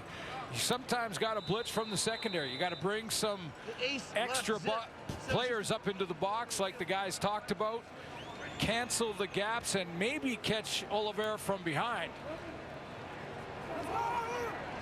Go! 2nd and 9. What is that? Collaros out to his right. Dumps it over. O'Leary Orange has it for a first down. And Zach got out of the pocket. Created a little something on the run. Yeah, you can tell the veteran, Zach Collaros now, he understands that there's, you know, he wants to get back control of this game again. You know, so that was this was this kind of play. You know, don't need a big one down the field. Got a penalty. That got the drives, kept the drive alive. Now let's just get a couple of first downs and get back in control of this game. Don't let that Hail Mary pass linger into Hey, Tim. Live from Trish Wright Tough. into third quarter momentum for the Lions. Well, last year in the win, Zach just 178 yards, touchdown, interception, only threw the ball 20 times. He's only thrown it 9 times so far today. But Oliveira had 130 yards. Yes, he did. Here's Dembski. And Dembski could not hang on, was a little bit behind him, and that'll bring up 2nd and 10. Well, the good news for Bomber fans is that Dembski hasn't shown any adverse effects from the ankle injury. He was a game time decision. He looks like he's running well. Now, clearly, Buck Pierce has not called as many plays to Dembski as he would. But when Oliveira was running in the first half the way he did, no need to. Axe, axe. Another second and long situation. Oliveira over to the left of his quarterback. Collaros has time. Far side of the field for Lawler. Running in front of Gary Peters, and Kenny Lawler comes up with his biggest catch of the ball game. Zach Collaros knew that this route was going to take a long time to develop for Kenny Lawler, so he plays it that way from the pocket. He drops back deep first, and then he rolls out a little bit to his left. He lets Lawler have the time to get that far down the field. Working quickly here. Oliveira wrapped up immediately by Josh Woods after a pickup of about 3 yards. One more time to that Lawler catch.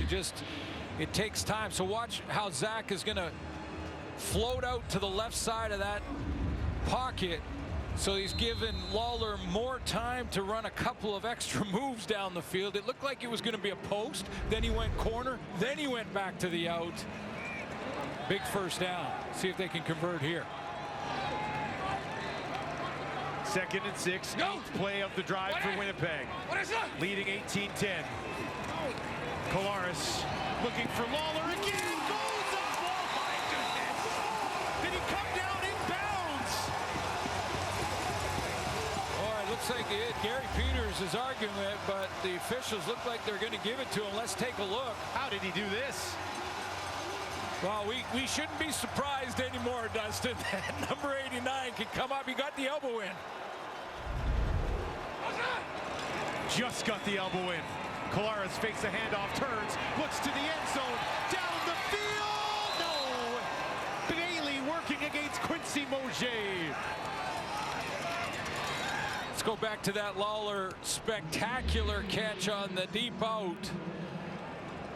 Body control, concentration, great hands, and pulls the elbow to the inside of his body so that he can get the elbow down inside. He knew exactly where he was on the field. Elbow down inbounds. What a great catch by Kenny Lawler, and we really shouldn't be surprised to see it. It's so ridiculous, though. You know, that shouldn't be routine, but he would say that's routine. Routine, right? That's what he would say. Another day at the office. 10th play of the drive. They opened the game with a 10-play drive. 10th play of the drive here, 2nd and 10. Collaros, far side. Tackled immediately by Jones. And that will bring up 3rd down, as that was back to about the line of scrimmage. And that's it. But a good drive for the Bombers. Just stay on the field offensively for a few first downs. You could tell it was just almost like Zach Collaros in the huddle was saying, calm down, guys. We're going to get a little drive together. I got a couple ideas for 89. Just to control things. Yeah, get some control of the game. Field goal, get some points on the board again. Back to 2 possessions. 34-yarder from Castillo, 1 for 2 here under the lights at IG Field. And that one is off the uprights. Could hear the clang throughout the stadium. And the Bombers lead points off the board. 18-10 they lead.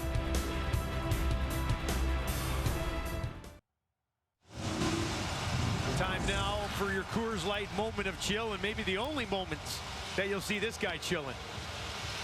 Getting ready, getting the crowd engaged, a couple of visualization, little thoughts on the sideline, and then boy did he go to work early.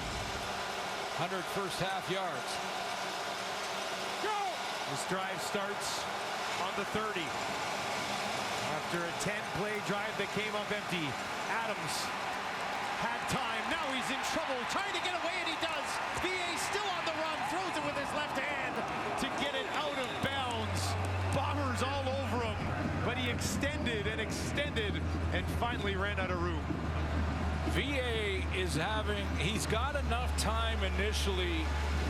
His offensive line, I don't think, is the problem so far. I mean, that first read he's got, but it is covered. He is having to go to the second and third, and then he's trying in the scramble situation find a guy, and there wasn't anybody open after that either. So he just wanted to save the loss. Second and 10. Adams. Deep drop down the field for Hollins. First time today. First down for the BC Lions. Yeah, and Hollins gets open, and this is the difference. Once again, initially, Vernon Adams Jr. has time in the pocket. He just needs to find a receiver open. Which is just bizarre to be saying about this Lion receiving corps. Now, they don't have Keon Hatcher any longer. But Lucky Whitehead's no slouch. He's in the slot to the left of Adams. BA waits. Now down the field, one-on-one coverage. Hollins has it again. Working against Parker. Back to back to Alexander Hollins. And they're down to the 40. And Bo Levi Mitchell mentioned it at halftime. Quarterback in the league said you just got to start slinging at some of these receivers. Get them open. Time Parker kind of lost where he was and lost where the ball was. Got a 1,000-yard receiver out there. Adams to Lucky Whitehead out in the flat. Has a couple of blocks. Fumbles the ball. But Rhymes is able to hop on it. Let's send it down to Claire Hanna for an injury update. Yeah, guys, and at the end of the first half, we saw Adam Bighill go down. He was carted off of the field, and the Bombers linebacker will not return with a lower body injury. Ryan Cole's out there right now. Malik Clements. Bighill joining TJ Lee. And Keon Hatcher out for the game. Star power on both sides of the ball. Trips up to the right for Adams. That's where he looks. And now he's in trouble. Not going to get away this time. Took too long. The Bombers get there.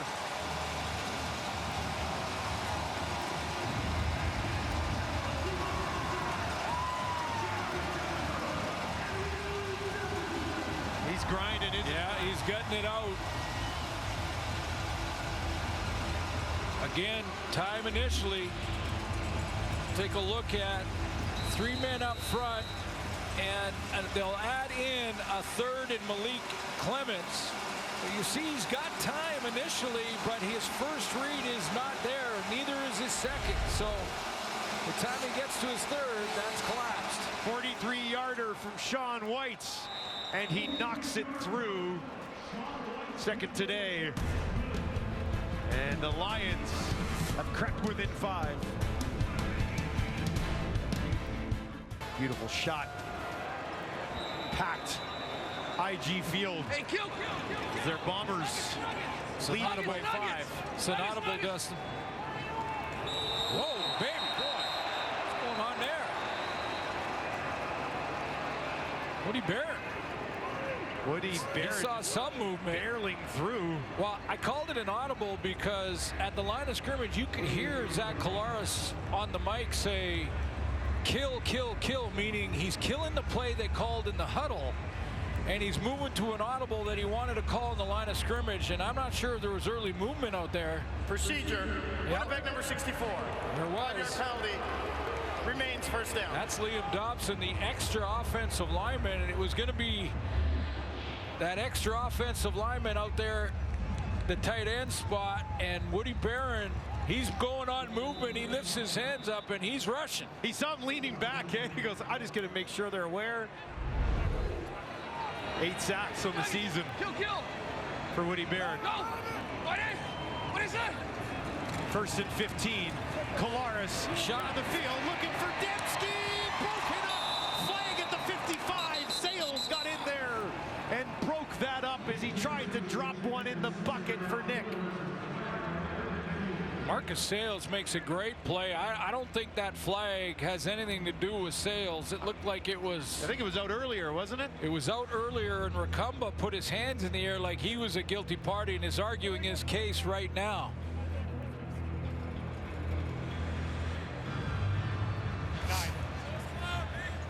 Illegal contact. BC number 9. 10-yard penalty. Remains first down.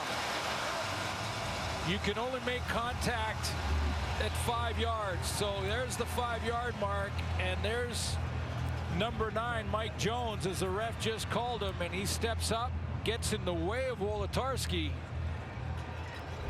and gets the illegal contact penalty.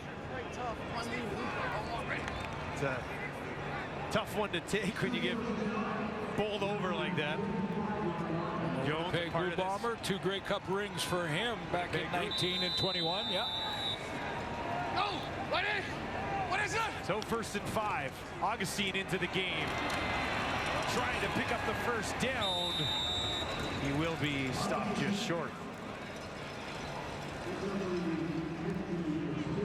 Zach Collaros right now 9 of 15 for 99 yards. He has done some damage this season against BC. Well, in the first game, the Lions blew out the Bombers here. The only loss at home. In the second game, the Bombers blew out the Lions. That was the August game. And VA didn't play in that game. But Zach Collaros had his big one at the time, his biggest of the season, and then backed it up in the overtime game with almost 400 yards passing when the Bombers locked up first place in the division. 2nd and a yard on the Winnipeg 49. Prukop into the game. He will find the space to pick up a Winnipeg first down. Really in the CFL now, 2nd and 1, or 3rd and 1 has turned into going for it. Yeah, that's right. It's pretty much you have the confidence in your O-line and you're a yard off the ball, and you get on your first 2 downs, you get 9 yards, you're going to go for it with a yard to go. And most teams have a lot of different looks. They all look the same. Quarterback slamming into the back of the O-line. But there actually is some strategy. Design, are you sure? There is some strategy to it. Go! Right in! What is that? Fresh set of downs, 1st and 10 from the 51. Pressure right up the middle. Zach gets it away because of that pressure a little too early, and it falls incomplete. Take a look at Kenny Lawler's route running, and Zach Collaros will tell you, and will tell anyone that'll ask him, that if it's a one-on-one, he loves his chances with Kenny Lawler. Even against Gary Peters? Yeah, he doesn't. It doesn't matter. Ace right, 64 spear, backside stack, Padre check. On 1, ready. Lawler, 3 catches on 5 targets, 42 yards. One of the highlight reel variety. 2nd and 10. Collaros, pressure coming. Betts was almost there, and that is complete to Lawler, but right to midfield, and that'll bring up 3rd down. And they'll be forced to kick it away. Now, Gary Peters is an all-star. Boy, did he have a big pick in that semifinal against Calgary. So this time, Ryan Phillips puts Gary Peters into that zone look. A little bit of a zone defense. See Marcus Sales bails. He's got deep. You got a linebacker inside, and Gary Peters says, I'll just let you throw it underneath. The 2nd and 10 and come up and make a clean tackle.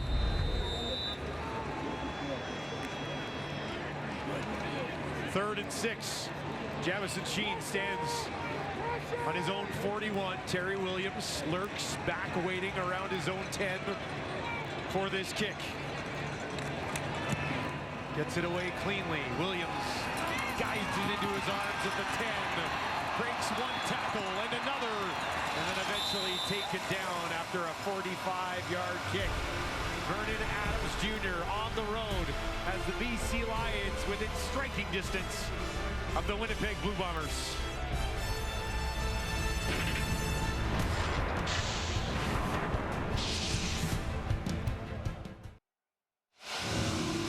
Welcome back to Winnipeg. Time now for Tim Hortons Loads of Taste, and this is about as tasty as they come. Well, sweet. It's just sweet. There's a good one. Elbow in. Lawler. Again, another highlight reel shot. As for a first down. He knows it. Great stuff. 1st and 10 for BC on their own 23. You thought the crowd at IG Field was loud earlier. Way to until we get into the fourth quarter of this game. Adams fakes the toss, turns, flags as he rolls out to his right down the field. Has McInnes. But multiple flags on this play as VA turned that to the right and hit McInnes for 11. Offside. BC number 34. 5-yard penalty. Repeat first down. That's a fullback, David Mackey. Yeah, Mackey was into the short side of the field up at the top of the pitcher. He's up here, and as he comes down in this waggle motion, he gets just a little bit across the line of scrimmage. And that sideline official sees him. He's actually, it's hard to tell, but he's about 1.5 yards over the line. Willie Jefferson saw him too. Back to Month 5. Adams down the field, over the middle. McInnes, that is spectacular as he goes up over top of Nichols and hauls it in. That'll put him over 100 yards receiving on the day. Caught the Hail Mary at the end of the half off the tip from Dominic Rhymes, and this is just strong hands over the middle. He's covered really well on the play. Dietrich Nichols is on the high shoulder, goes for the strip, but that height advantage and the strong hands going back the opposite direction to pull it in, that's a huge catch. All the way up to the BC 51 Bombers, showing some heat. That's what they'll bring. Go. VA trying to get away. He won't. Crabtree right down the middle. The heart of the offensive line. And he busts through and wraps up the BC Lions quarterback. Richie Hall dialed it up. Send the blue house. Send it. Exactly what they did. A loss of 11. As the Bombers try to secure another trip to the Grey Cup.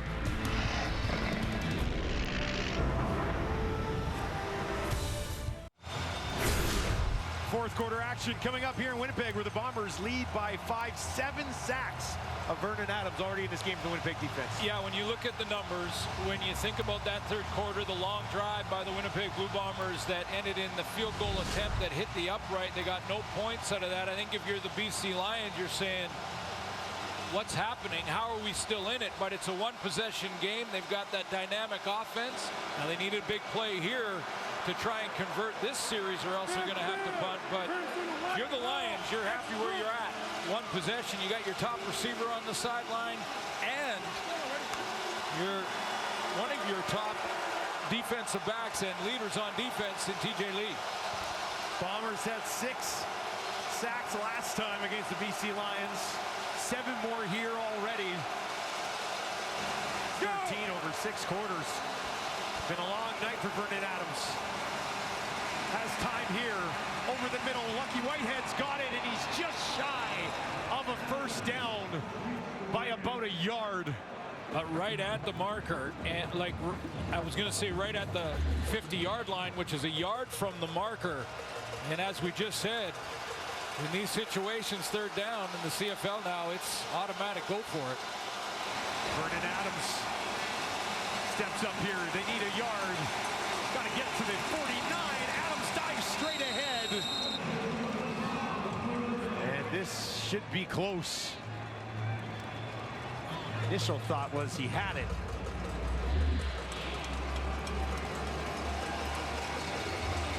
Big Jake Thomas in there. Remember, this is Adam Bighill's money time. This short yardage plays where he goes over the top. Hey, he will not return to this game.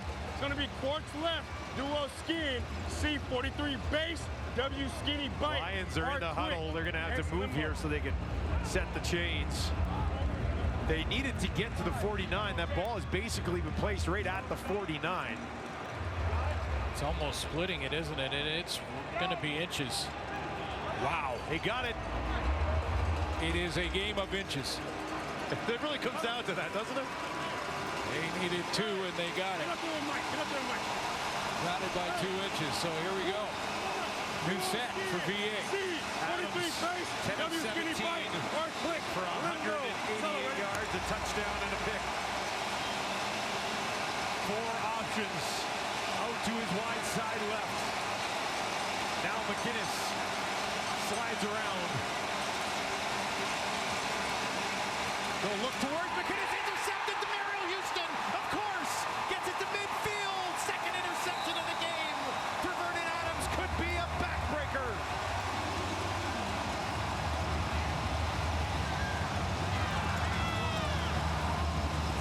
Justin McInnis slipped on the route. Looking for McInnis. Little bobble. Down he goes. Houston takes it away.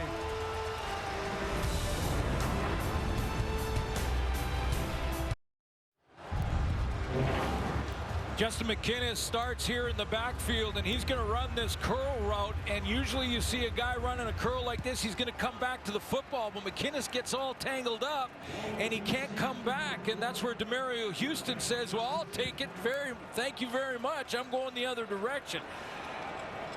And as Vernon Adams was getting blocked by Cam Lawson, he tosses him to the ground. No flag there.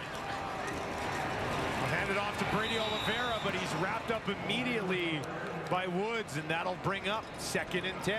Sometimes it's on the throw, sometimes it's on the receiver, and Justin McInnis will tell you he's got to come back and compete for that ball, but he got tangled, couldn't come out of his break.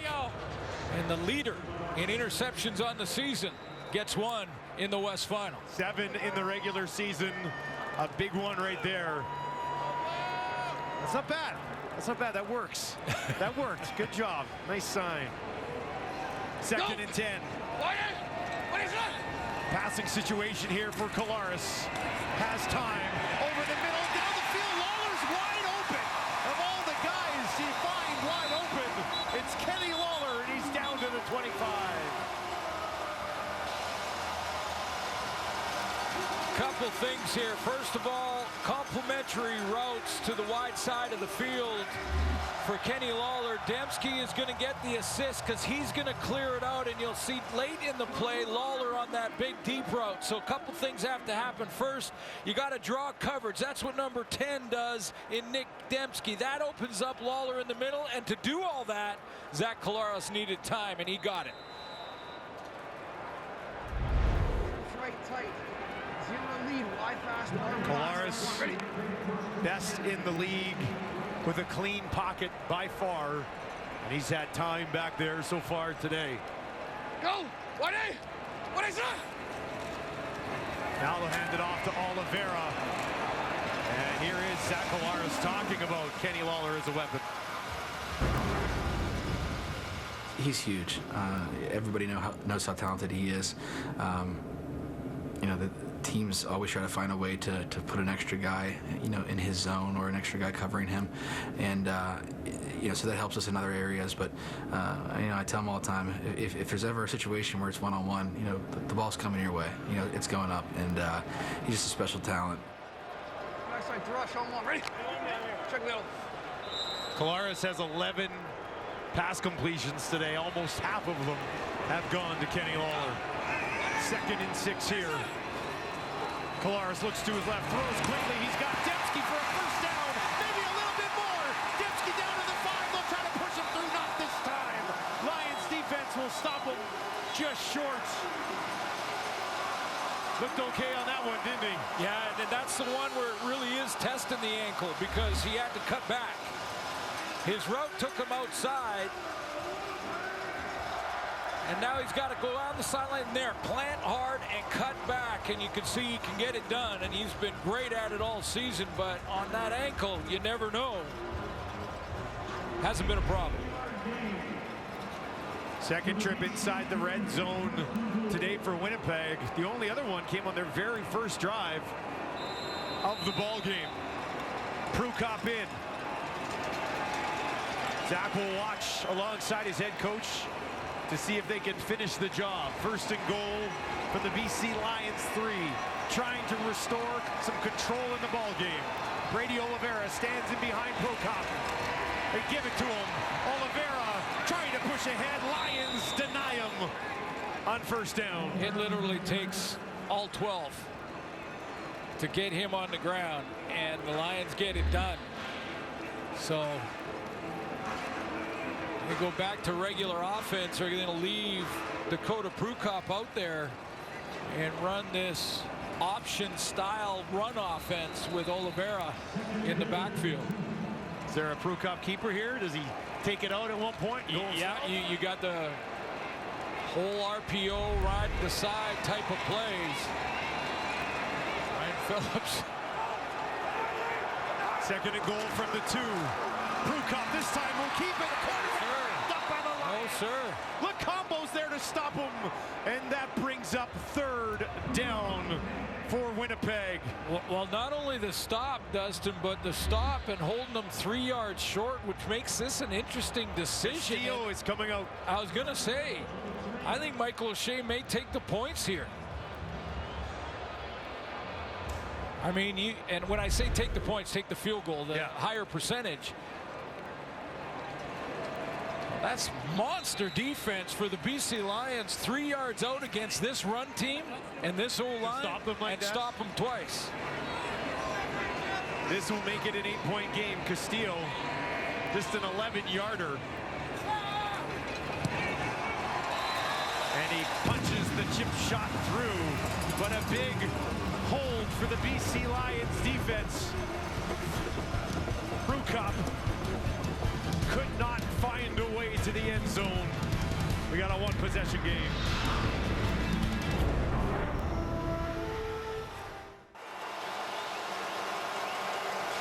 What a night, Saturday evening here in Winnipeg. BC gets the ball back after the field goal, of course, on their own 40. Adams stumps it off to Mizell. Can he find a block or two? Pushes it ahead. Looked like they might get nothing. Get about 4 when it's all said and done.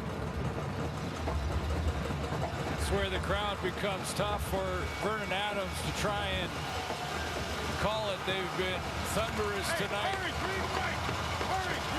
And if he wants to try and make adjustments based on what the Bombers do defensively, he can't do it. He's going to have to signal his guys. That's why you fight all season in the regular season for home field advantage. That came down to a battle between these two clubs. Battle is won by Winnipeg. Adams, 2nd and 6 from his own 44. In trouble again. Taken down again. Malik Clements is there. 8th sack of the game. His second. And the crowd gets going, and Vernon Adams is trying to call it. Lucky Whitehead didn't know the call. He wasn't sure, so he gets up to the line of scrimmage. Not that Vernon Adams Jr. had time to throw it to Lucky anyway, because good pressure out front, and Malik Clements cleans it up. Vernon Adams under pressure all night long. Flintoff, towering kick. Grant takes it just inside the 25, 46-yard kick. And Janarian Grant gobbled up by Archibald before he can get back to the 35. Adams, nowhere to go. Bombers defense doing that thing again, aren't they?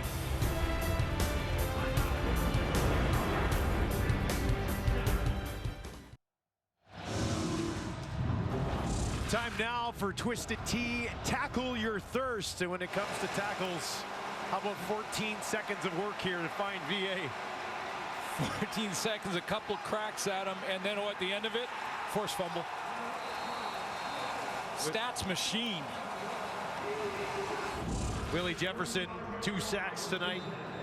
Clements, 2 sacks tonight. Jeffcoat, 2 sacks tonight. Cramdy and Wilson each have one as well. You went off his back. Collaros gets the ball. Brady Oliveira, 70 yards of offense. On the first drive, just 48 cents. Collaros over the middle. How about the hands on Kenny Lawler to haul that thing in? Yeah, I watched the pre-snap motion there for the Bombers and the Lions, and Ryan Phillips has Gary Peters now tracking Kenny Lawler. Lawler came out of the backfield. He's right up here, and you'll see number 1 trying to get to them. This makes it very difficult for defensive backs because they can't get really set up. Now, Peters is in pretty good position here, but Lawler's still going to make the catch. But it looks like Ryan Phillips is trying to just match him up one-on-one with Peters. This is that time of game we've seen so many times with Winnipeg where a Brady Oliveira drive kind of seals it away. They start this one with a pass to Lawler, but sets up 2nd and 2.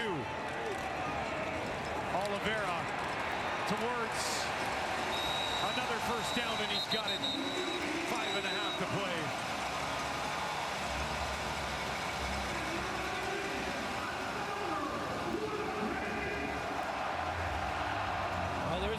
35 yards of real estate right here, right now on this series that Ryan Phillips needs his guys to come up with a stop.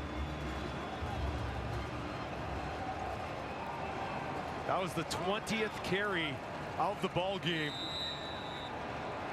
for the CFL's West Division most outstanding player, Brady Oliveira. He's got his run, stop, and D in there now, including Ryder Varga for a little bigger linebacker up at the line of scrimmage wide. What is that? Collaros, he's going to go down the field. Lawler goes up, no! Working against Jones. No flag on the play. Zach had what he wanted, didn't he? Mike O'Shea is looking at it. He's waiting, and he's going to challenge. Well, he was looking at it, and he is going to challenge. He wasted no time, did he? Well, he was just waiting for his video crew upstairs. Each head coach will have a coach down to see if they can challenge Winnipeg is challenging that there was pass interference on the play. We will review the play.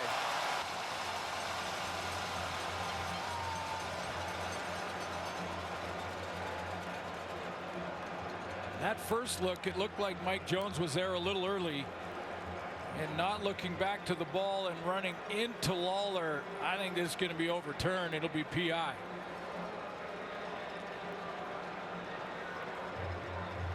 This will be a good look at it.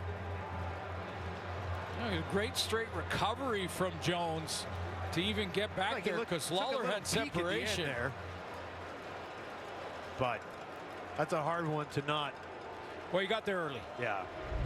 And basically didn't allow Lawler to get back to the After review ball. by the command center, we have pass interference. BC number 9. Ball will be placed at the 25-yard line. Automatic first down.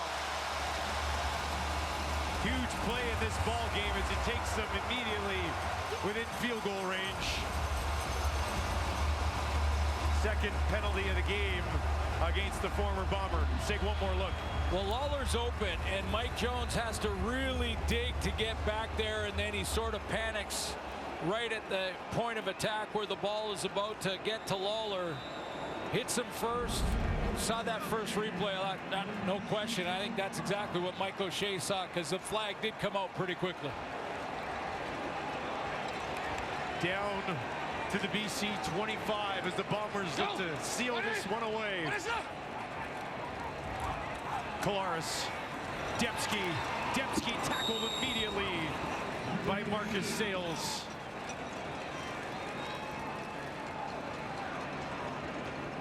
Field goal important here for the Bombers as well. So Collaros knows that very well. Like, want to still be aggressive. You're still thinking major, no question. 2nd and 10. But field goal makes it 2 possessions. Hey, blood here, blood. Yo, knee.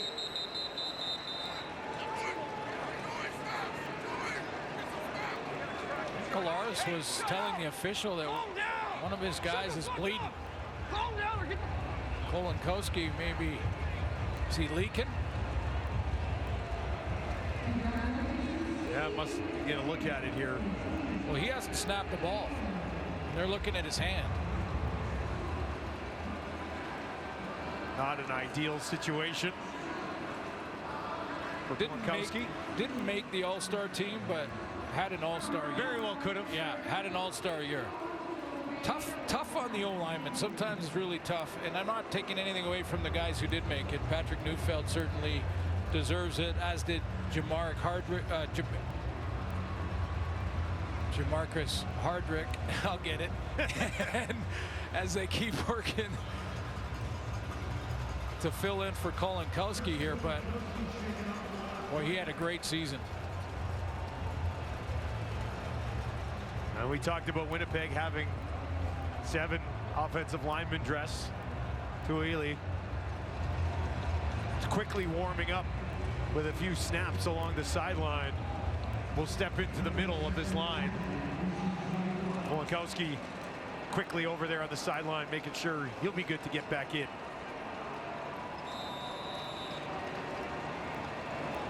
Second and 10, you come right down the middle here for BC's defense. You leave Kenny Lawler in a one-on-one. He's got Gary Peters out there, top of your screen. What is that? Collaros pressured up the middle, on the run, out to his right. Will they get it? He slides. Smart move by Zach. He felt that heat coming. And he decided to give himself up, and they will settle for a field goal attempt. Yeah, take a look what Ryan Phillips does here on Kenny Lawler. I don't think there's any question that Collaros wanted to go to him out here. He's got Gary Peters one, and he's going to take Marcus Sales. You don't see him yet, but he's going to be over the top up here high. So you got two now basically bracketing right there on that #1 receiver in Kenny Lawler. So knowing the field goal is important, Collaros makes a decision. Stay in bounds, work the clock a little bit, get your field goal team out there. BC taking a timeout.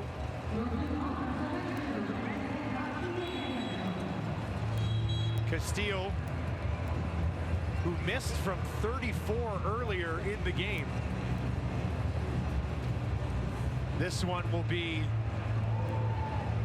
from 35. Big one to push this beyond the 8 points where it currently sits, just inside the right hash. From Castillo for some breathing room in the West Final, and that is up, and he's got it, knocks it home, a big one for Sergio Castillo, and the lead climbs to 11 with 3:10 on the clock. Real smart decision by Zach Collaros there. Not to force it to Lawler against double coverage. The West Division Championship trophy.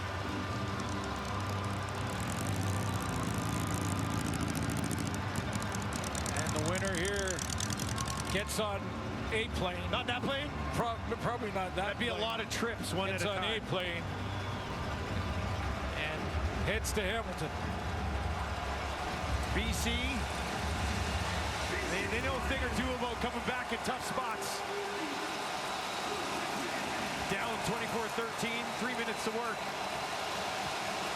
They've been at their best tonight when VA's been throwing it down the field, though. They pretty much have to do it with the time, their worst enemy. Adams, this time to Rhymes, taken down immediately by Brian Cole. That's the first catch of the ball game for Dominic Rhymes, if you can believe it. Don't go anywhere. Trip to the Grey Cup on the line with less than 3 to play.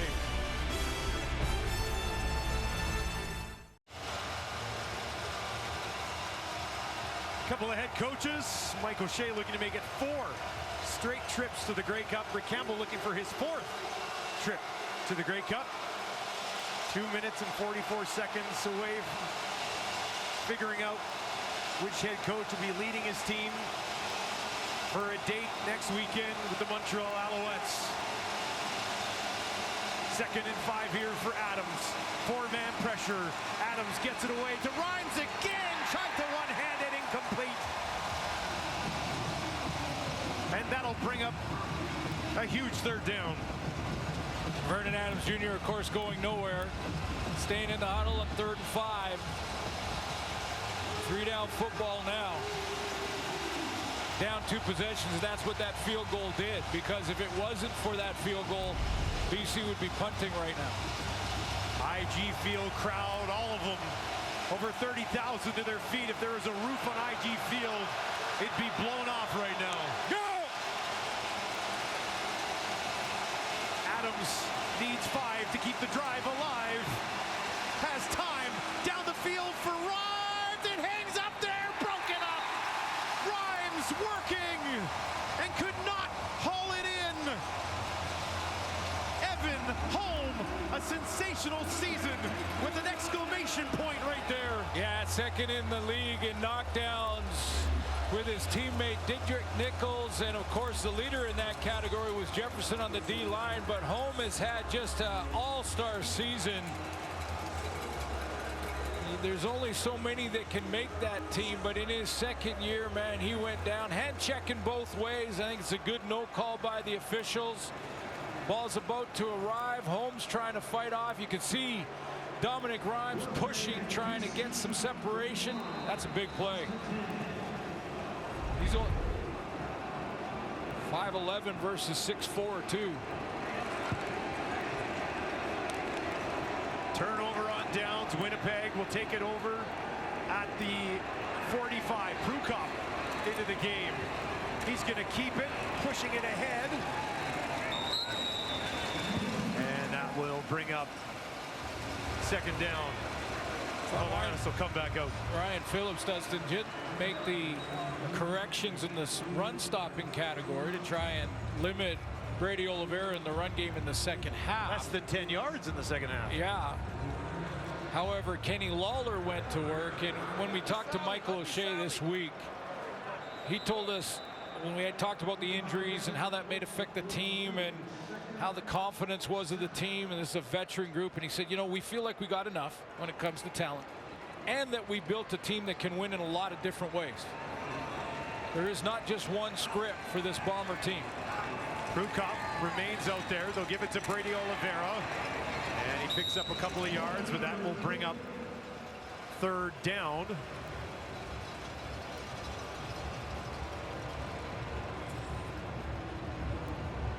And Jamison Sheen will come out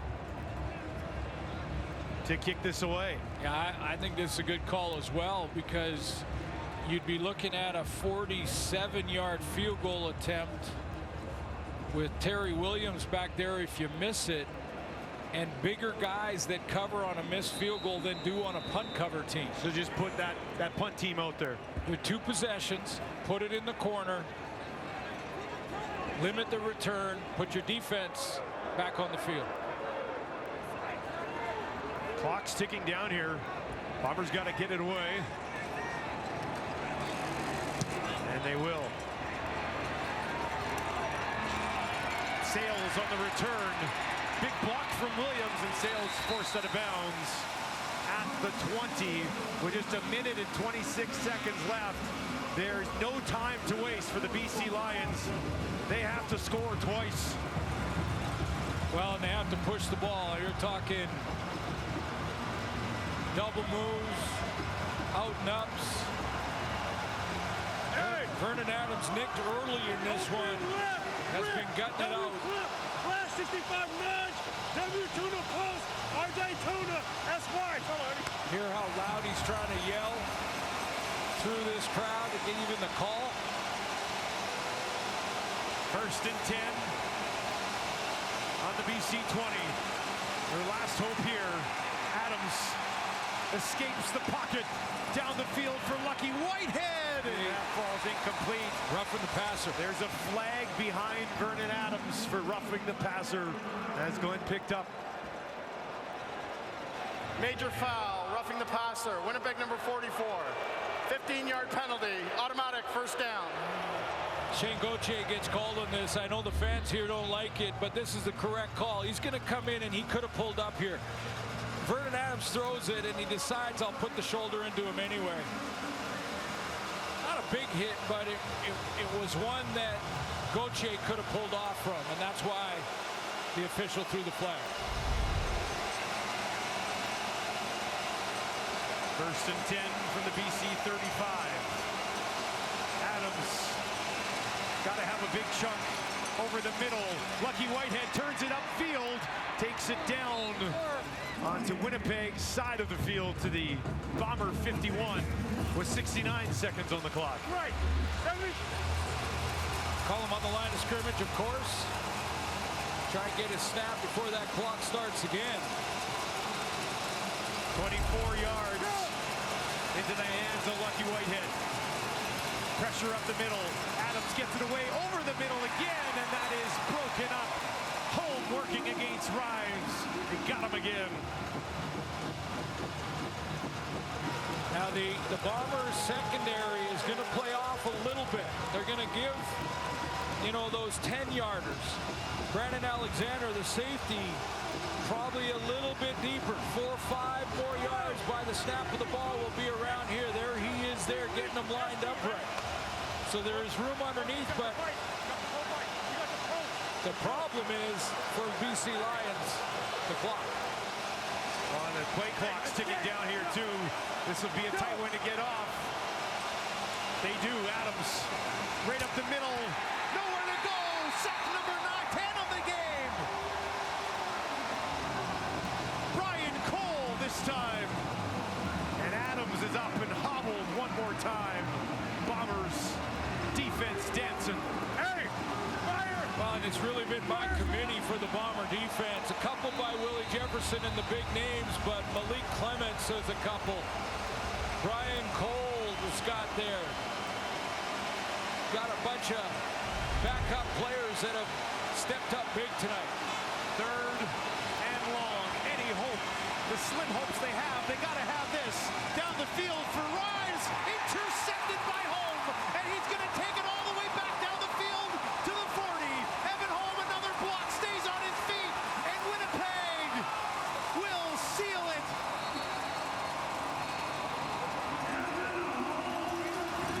Adams eventually tracked him down, and Winnipeg will win the West again.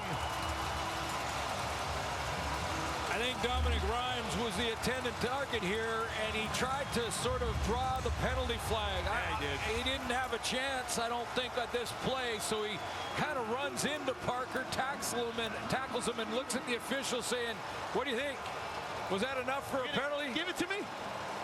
Meanwhile, Evan Holmes said, "I'll just sit underneath this one," and can't fault Vernon Adams for that. He had to throw it up and hope he either got a flag or a miraculous catch. The Bombers are heading back. Winnipeg finds a way.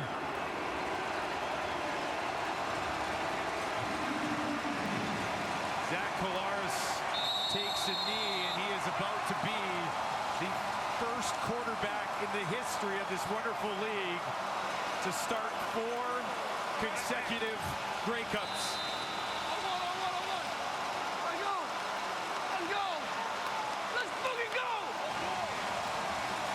He's fired up, as he should be, as Winnipeg gets the job done and books a ticket to Hamilton to take on the Montreal Alouettes in the Grey Cup.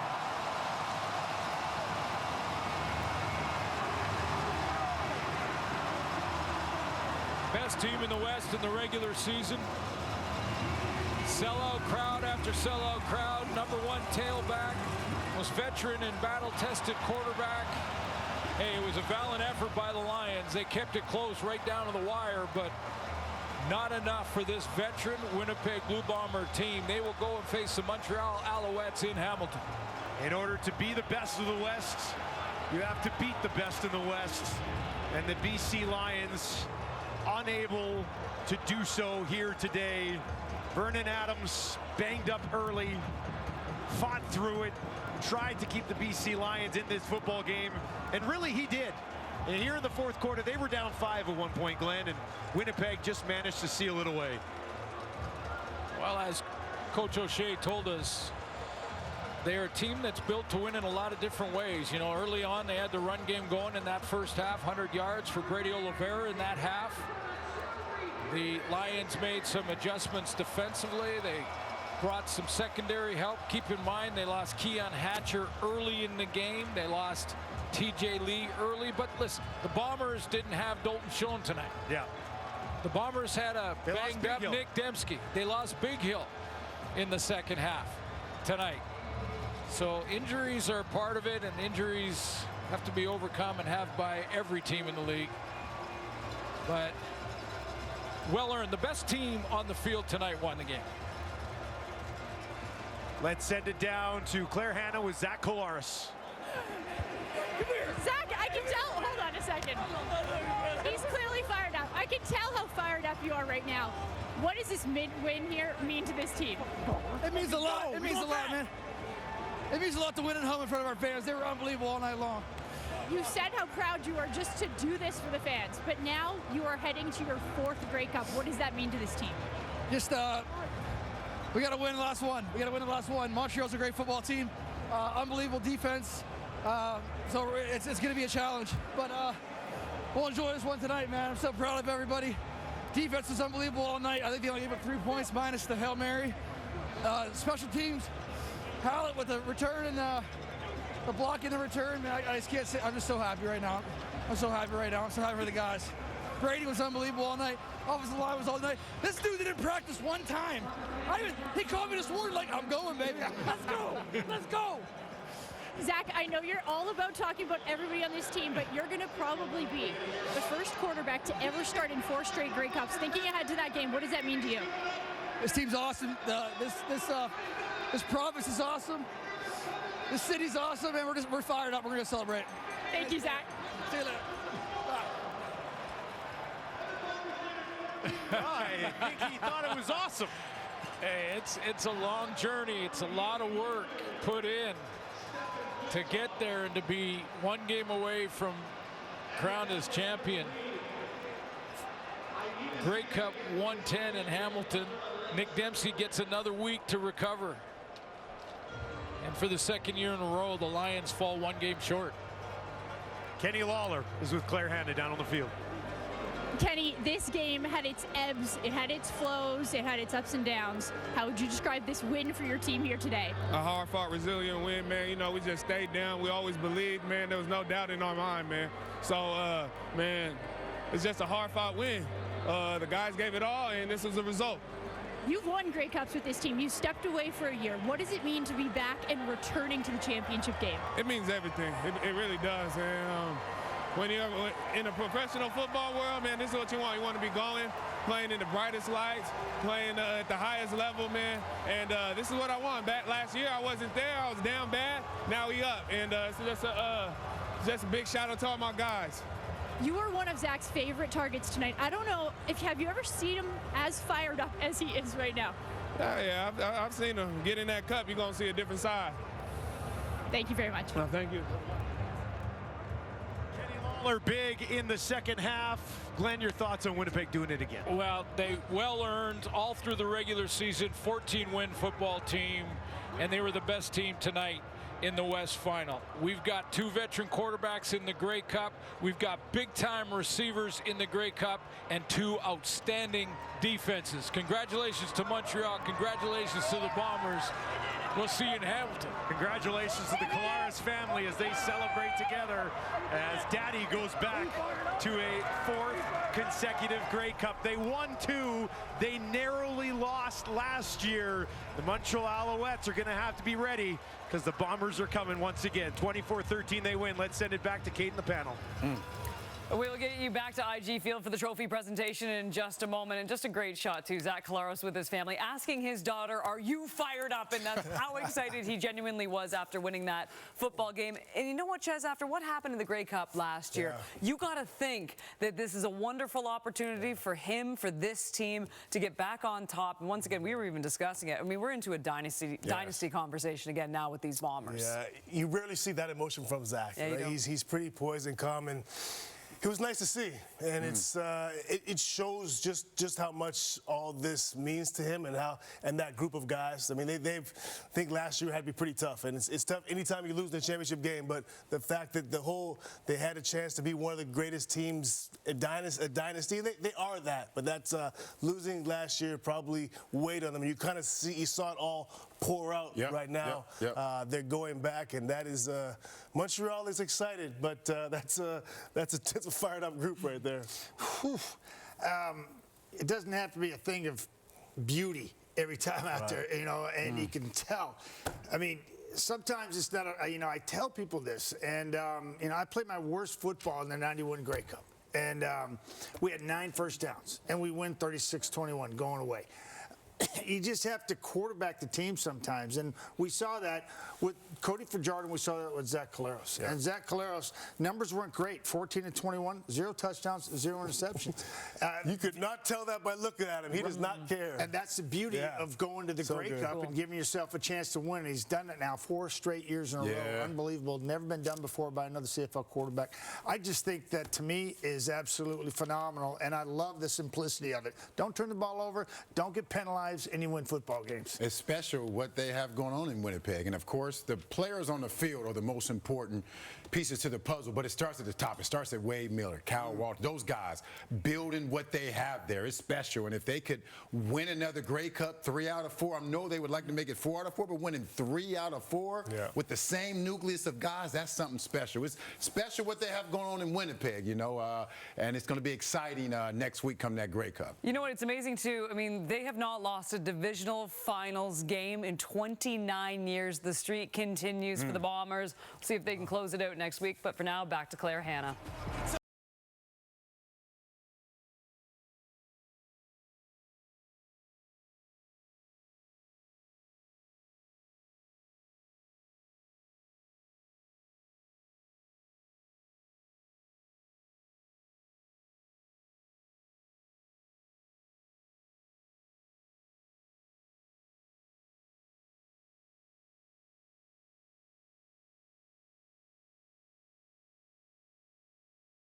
Now down to TSN for the Trophy Championship. Mike, congratulations to you and your team. You are the Western Division champions. I can see how excited, how electric this crowd is right now. What does this mean to you guys? Oh, we got it now. It means we got another week together. So I think the players really appreciate their time together. We got a lot of work to do, but we'll celebrate this one tonight. The fans are unbelievable all year long. Can't say enough. Our players love you. Thank you so much. Now, Coach, it's been over 40 years since the team has gone to 4 consecutive Grey Cups. You said you want another week with this team, but what's going to be important come Sunday in a week in Hamilton? Well, we just don't want to be there, right? I mean, they get another week, but they want to go out and perform. And the guys were very good tonight, but there's still lots of stuff we can clean up, and we'll be better. And the bottom line is, in a one-game situation, everybody's going to give everything they've got. And, I mean, should be a good one. Congratulations, Coach. Thank you. Congratulations to the Winnipeg Blue Bombers, who definitely earned this one. They certainly did. Congratulations to the Bombers. Their running game and defense led the way in this one tonight. And their defense, and I'm sure the Montreal defense, will be big-time storylines Grey Cup week. Veteran quarterbacks, great tailbacks, outstanding receivers. Can't wait to get to Hamilton. Zach Collaros heads to start a 4th consecutive Grey Cup. In the first half tonight, it was all Brady Oliveira. In the second half, Kenny Lawler came to play.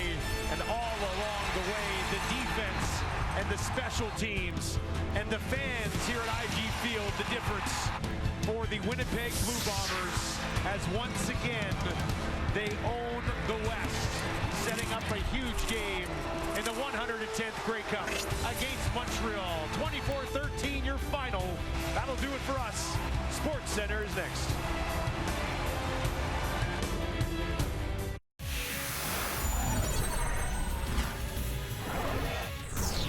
Come on in, welcome inside Sports Center. Adam Scully alongside Mark Rowe. Big day in the CFL. The shocker in Toronto. Can't believe that one. Let's get to the West Final first, though, Mark, between the Lions and the Bombers. Yeah, and once again, these two teams colliding in the West Final. And once again, as you just saw, the Blue Bombers finding a way to prevail and get to a Grey Cup. And what a story this organization has been in their success, hosting the Lions at a rematch of last year's Western Final. Winnipeg looking to become just the second team in CFL history to appear in 4 consecutive Grey Cups. The BC's looking to earn their first trip back to the final since 2011. The Bombers were down 3-0 with 5 to play in the first, facing second and goal. Brady Oliveira takes the handoff. Looks like he's stuffed, but the Bombers O-line just pushes and they're in for the score. That caps off a 10-play, 70-yard drive for Winnipeg. Oliveira had all 70 yards. Bombers up 7-3 early in the second now on 2nd and 21. Zach Collaros looking end zone for Kenny Lawler. It's broken up. Check out the play from Siraman Harrison Bagayogo, who falls but recovers to get his foot on it to save a touchdown. But the Bombers would not be denied, as we saw here. Things may have gone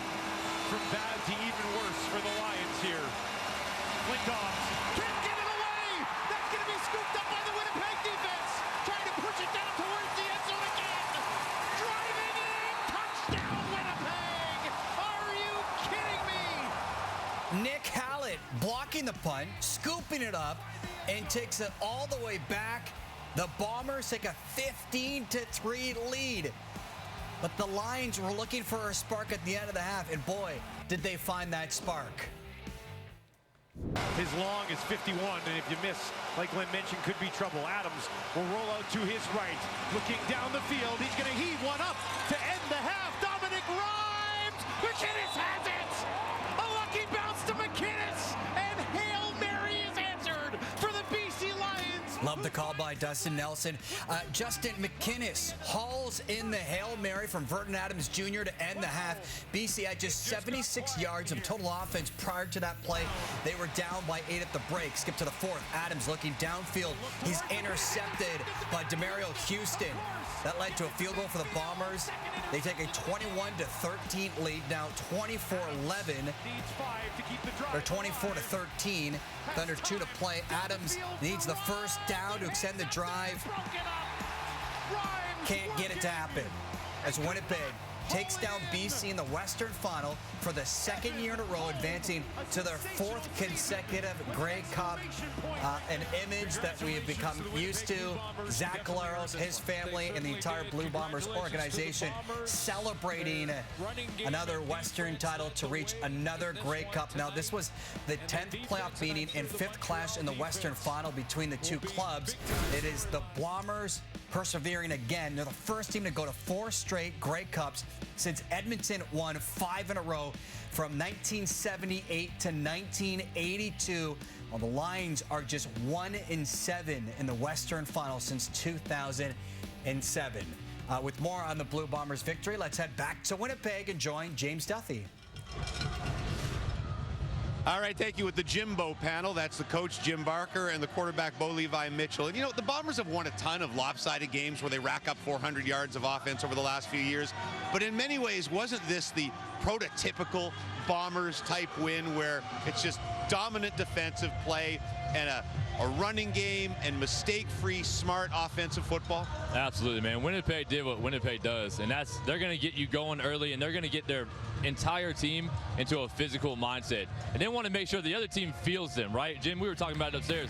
They want the other team to feel them and say, this team, we are more physical than you. Our O-line is going to show it. Our D-line is going to show it. Our DBs are going to come down and hit you. And Winnipeg has done just an absolute masterclass of showing we're going to run the ball early, we're going to control the game, and then we're going to let Zach go to work, get some plays going. We're not going to turn the ball over, we're not going to have penalties, and we're going to win the game the way the game should be won. This is classic football. It's won by the team that's more physical. They were more physical on the offensive side of the ball. Oliveira had 100 yards at halftime. On the defensive side of the ball, 10 sacks, 3 knockdowns. It's just unbelievable the way that they just physically dominated. Special teams. You know, you just watch them. They were around Vernon Adams all day. He hurt his knee early. He had trouble getting out of the pocket, and the Bombers took advantage of it. James, when you're that physical, it's hard to win, and they played what they call bully ball. First team to go to 4 straight Grey Cups since Edmonton went to 6 straight from 79 to 84. Zach Collaros will become the first QB ever in the CFL to start in 4 straight. Bo, you went to 3 straight. You know how hard it is. How significant an accomplishment is this in a salary cap age? Listen, it's hard to win in this league. It's hard to consistently win in this league. It's hard to win in the playoffs. But this team, Wade Miller, Mike O'Shea, on the backs of Adam Bighill, Willie Jefferson, Jeff Coates, Stanley Bryant, and as you just mentioned, number 8, Zach Collaros. These guys have shown how to win and how to do it the right way and how to consistently win when it matters. They have played, they built this team in the shadow of what Mike O'Shea was. He was a player for me, and the way they play is the way Mike O'Shea played the game. On special teams, they are the most physical. They're physical everywhere. That's Mike O'Shea football. Listen to the 4 scores of these 4 Western Finals. 20-13 in 2019, 21-17 again over Sask, 28-20, and now this one, 24-13. They're all kind of the same. They're not always the prettiest, but the Bombers are always a little bit better and find a way to get it done. And that dynasty that was temporarily put on hold last year by the Argos in the Grey Cup, man, if they can win 3 out of 4, the D word is very much back in play. Only the Alouettes standing in their way. All right, thanks, James. Let's now hear from the other side of things. Here's Lions head coach Rick Campbell. Yeah, they played well. We knew we had to play really well to beat these guys, and and I think I think we would say as a group, we wish we could have played better, a little cleaner game. They're good. We knew what we were walking into, and I appreciate that our guys keep fighting and keep battling. We just didn't play well enough to win, and also I give Winnipeg absolute credit because they played well. They played the game they need to win, and we kept on fighting all the way through and just didn't get it done. Cliche is the trenches. Is that a big part of it? Yeah, I think we seem to get our bearings on their run game after the start of the game, and then when it became where we were having to throw the ball a lot, they were pinning their ears back on their pass rush. But yeah, they're good on their D line and their O line. What do you guys? I'm sorry. What are you left with feeling? Well, yeah, it's we got a group that cares a lot. They're a tight group, and this is it's tough losing in the playoffs. So I sure appreciate them. I appreciate their work ethic and the way they battle, and we just didn't get it done tonight. Obviously, they had 9 sacks, which Vernon seemed to have lots of time, though. Is it with their defensive coverage? Was just no one open, or how would you read the fact they sacked him so many times? Yeah, we'll have to take a look at it. But yeah, they were getting them to hold the ball some, so they did a good job of mixing things up and keeping us off balance. And credit to them. All right, Chad Kelly and the Argos set a franchise record with 16 wins in the regular season, hosting the Owls in the Eastern Final. Kelly making his first CFL playoff start. Opening drive, Argos driving inside the Alouettes' 10-yard line. A year ago in the Eastern Final, the Argos started quickly scoring on an Andrew Harris run in their first possession. Taking the handoff. Off to the right, it's intercepted. Marc-Antoine Duquois. What a turn of events this is as Kelly can't get him. Duquois has the pick 6 to open things up for the Alouettes in this Eastern Final. What a start. Marc-Antoine Duquois with the pick 6 on Kelly. 101 yards. Duquois' third pick 6 this season as the Owls open the scoring. Second quarter, Argos inside the 5-yard line, going for it in 3rd and 2. But Kelly stuffed. Toronto turns it over on downs to the final minute now of the half. 10-3, Owls. Kelly looking downfield. But Sean Lemon forces the fumble. Darnell Sankey recovers. The Argos turn it over 4 times in the first half, limited to just a field goal. And on their first possession of the third quarter is to rely on turnovers inside their own 10-yard line to win this game. 2nd and 9. It's intercepted. Alouette football, Reggie Stubblefield with it. And the Argos have just turned over the football for the 5th time in this game. Yet another turnover from Kelly. The Owls turn that into a touchdown to lead 17-3. Next Argos drive. Kelly running to his left. Throws across his body. Picked again. This time by Sankey, his 2nd INT of the playoffs. Argos 6th turnover of the game. And it gets worse for Toronto later in the quarter. The Alouettes defense has had an answer to just about everything. 3-man rush. Kelly with time. Wanted to chuck it deep instead. He goes to the right. It's picked off again. Another pick 6 from Montreal. Unbelievable. Unbelievable. What bizarro world was happening today? What was happening? Kelly's 4th interception of the game, throwing 3 in less than 10 minutes. Now 24-3 after the Argos scored a touchdown. James Letcher Jr. back to return the kick. Letcher already with 2 punt return touchdowns this season. Finds some space, and he would go all the way. Takes it 105 yards to the house, killing some time before actually getting into the end zone. The rookie's 3rd return touchdown this season as the Owls stun the Argos, beating them for the first time in 4 meetings this season. Head coach Jason Moss gets the Gato shower as the Owls advance to their first Grey Cup in 13 years. Montreal, well, they lost all 3 games against the Argos in the regular season by a combined 40 points. The Argos turned the ball over 9 times in this one alone. During the regular season, they had the league's best turnover margin at plus 27. What did it take to get your team here? How much work was it? A lot of work. We talk about work is what we do, and we're going to get back to work next week. So work is what we do on this team. We've talked about it since the beginning. We talked about the grade 8, the first day we got together. Now we have a chance to be great, and we love it. We can't get back. We can't wait to get back to work. That's it. We'll see in Hamilton. Getting active on the bleep button there. You got to watch out. You really got to watch out. The Owls and Bombers. Wow. It's a family program. It really is. Well, the Owls and Bombers, they're going to meet for the first time ever in the 110th Grey Cup. We were doing some research before the show. You were confirmed. That was correct. They're meeting for the first time. Always good to be confirmed. I wouldn't trust myself. I will always trust you, Mark. Okay, for more on this one, let's go to Kate and the panel.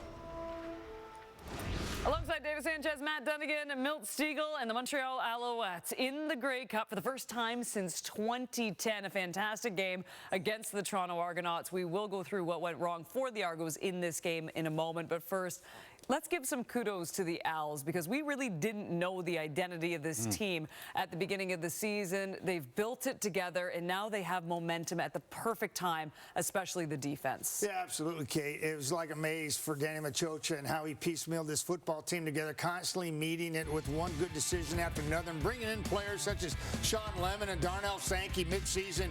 And what a boost that was to a football team that was already qualified with some really young, good talent. Ento. You've got Stubberfield just having career years. First years. And this football team, they found ways to get rid of people like Jamal Davis II, and Ugawak steps up, and it was amazing. Mustafa Johnson had an all-star year along with Sewell in the middle. The quad in the back end, I can't tell you. You can go from man-to-man defensively and go like, this is incredible defense, and that's what got him there. But the offense, that was not the same either that you expected at the beginning of the football season. You had Philpott and Speaker and Snead step up because Reggie White Jr., Greg Ellingson, and Walter Fletcher were not in the lineup. And to me, this is just a testament to a team believing in itself, what Jason Moss did, what Danny Machocha, the changes he's done all season long, and then now they're in the big show. And on him because that was a great job. Yeah, and you talk about the folks in Montreal and what they had to go through. You know, it was a tough offseason. They started late, but the new president in Mark Waitman, he's done a great job. And Eric Deslauriers in the player personnel. So when you have, all these things that had to happen in order to build this team because they kind of came and started late, it's been impressive. And then today, the calling card for this offense it was their completion percentage. They were excellent. Cody wasn't taking deep shots, but he was efficient. Today, 72% completion percentage. Now, they averaged just over 3 yards of play. That's probably not going to get it done in the Grey Cup, but they understand that. And I think, they played the way they need to play to win that game today. So tip of the cap to them. Excellent job by this whole organization. All you need is a chip in the chair, and they're there in the Grey Cup. Yeah, and speaking of chip in the chair, I mean, these Toronto Argonauts, we never thought that they would be in that position they were in today. From that opening drive, we thought, oh, here we go again.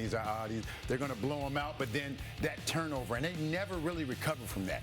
We saw Chad Kelly. He was just frustrated all game. He looked confused all game. Noel Thorpe, the defenses he threw at him, they couldn't figure him out. He just looked frustrated. It felt like he was throwing 15 guys were out there. They weren't able to recover after that turnover. So shout out to those Alouettes, but these Argonauts now have to figure out how they recover from this because you put together a 16-2 season and you can't finish it off. That has to be frustrating. But I think they still have enough there, nucleus of their players. I think Chad Kelly is still that guy where they can come back next year and say, we're going to try to get back to that point again. But this game right here has to be frustrating for them because they had a great opportunity to do something special and they couldn't finish it off. And as we were saying during the game, too, it was really tough watching 26,500 fans finally at BMO Field. Yes. And then you end up watching that game. But you're right. Hopefully they'll rebuild. In the meantime, it is going to be the Alouettes back in the Grey Cup as we send it back to SportsCenter.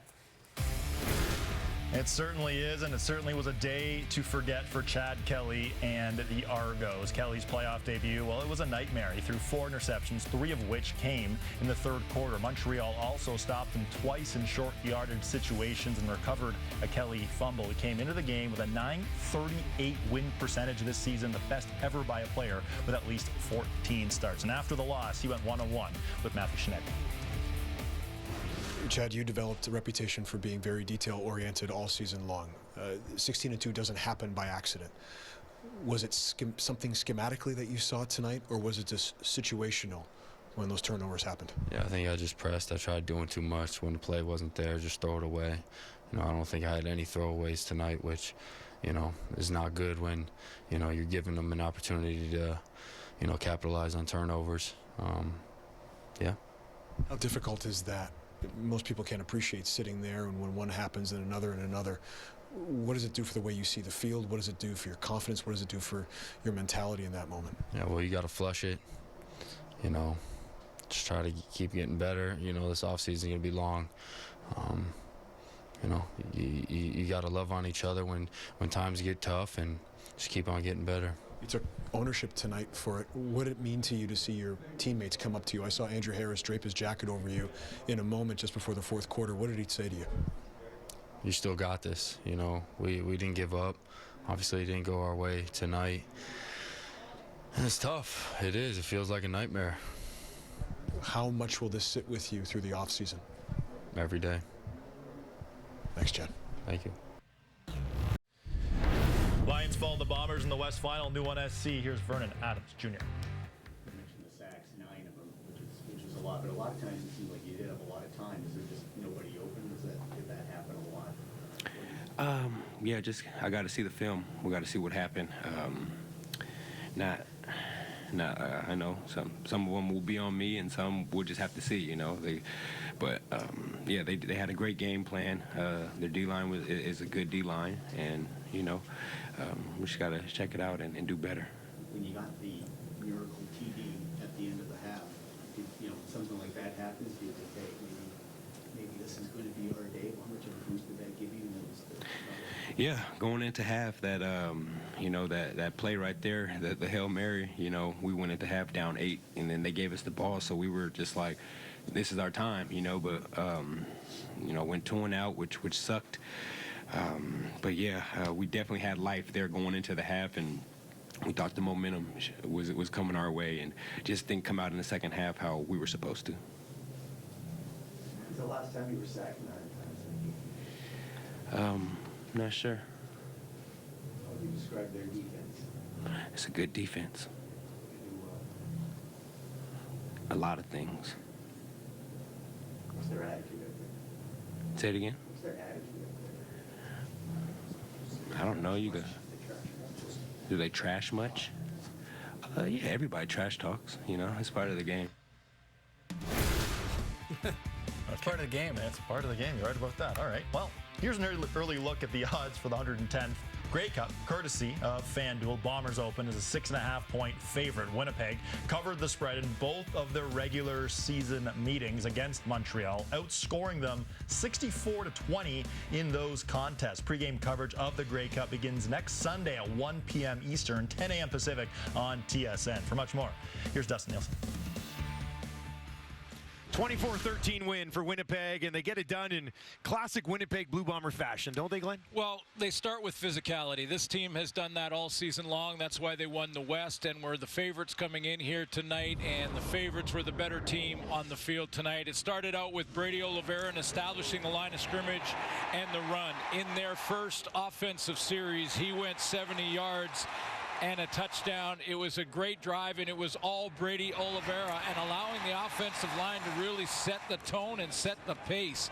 And then in the second half, they went to the air a little bit more, but it was big-time physicality that the Bombers won all season, and it was the reason they won in this one in the West Final. Yeah, we aren't exaggerating when we said every single touch on that first drive was to Brady Oliveira. That is the definition of setting the tone on the ground physically. That's what they did with Brady Oliveira early in this game. Now, continuing with the physical theme, pretty much throughout the entire game, their defense was all over Vernon Adams. Well, they have the best pass defense in the league throughout the regular season, and it showed again when the secondary would lock down some of these dynamic BC receivers. They put Vernon Adams in a bind, but it was really sort of Bomber football where everyone chips in. Malik Clements, a backup linebacker, had 2 sacks tonight. Brian Cole, a backup.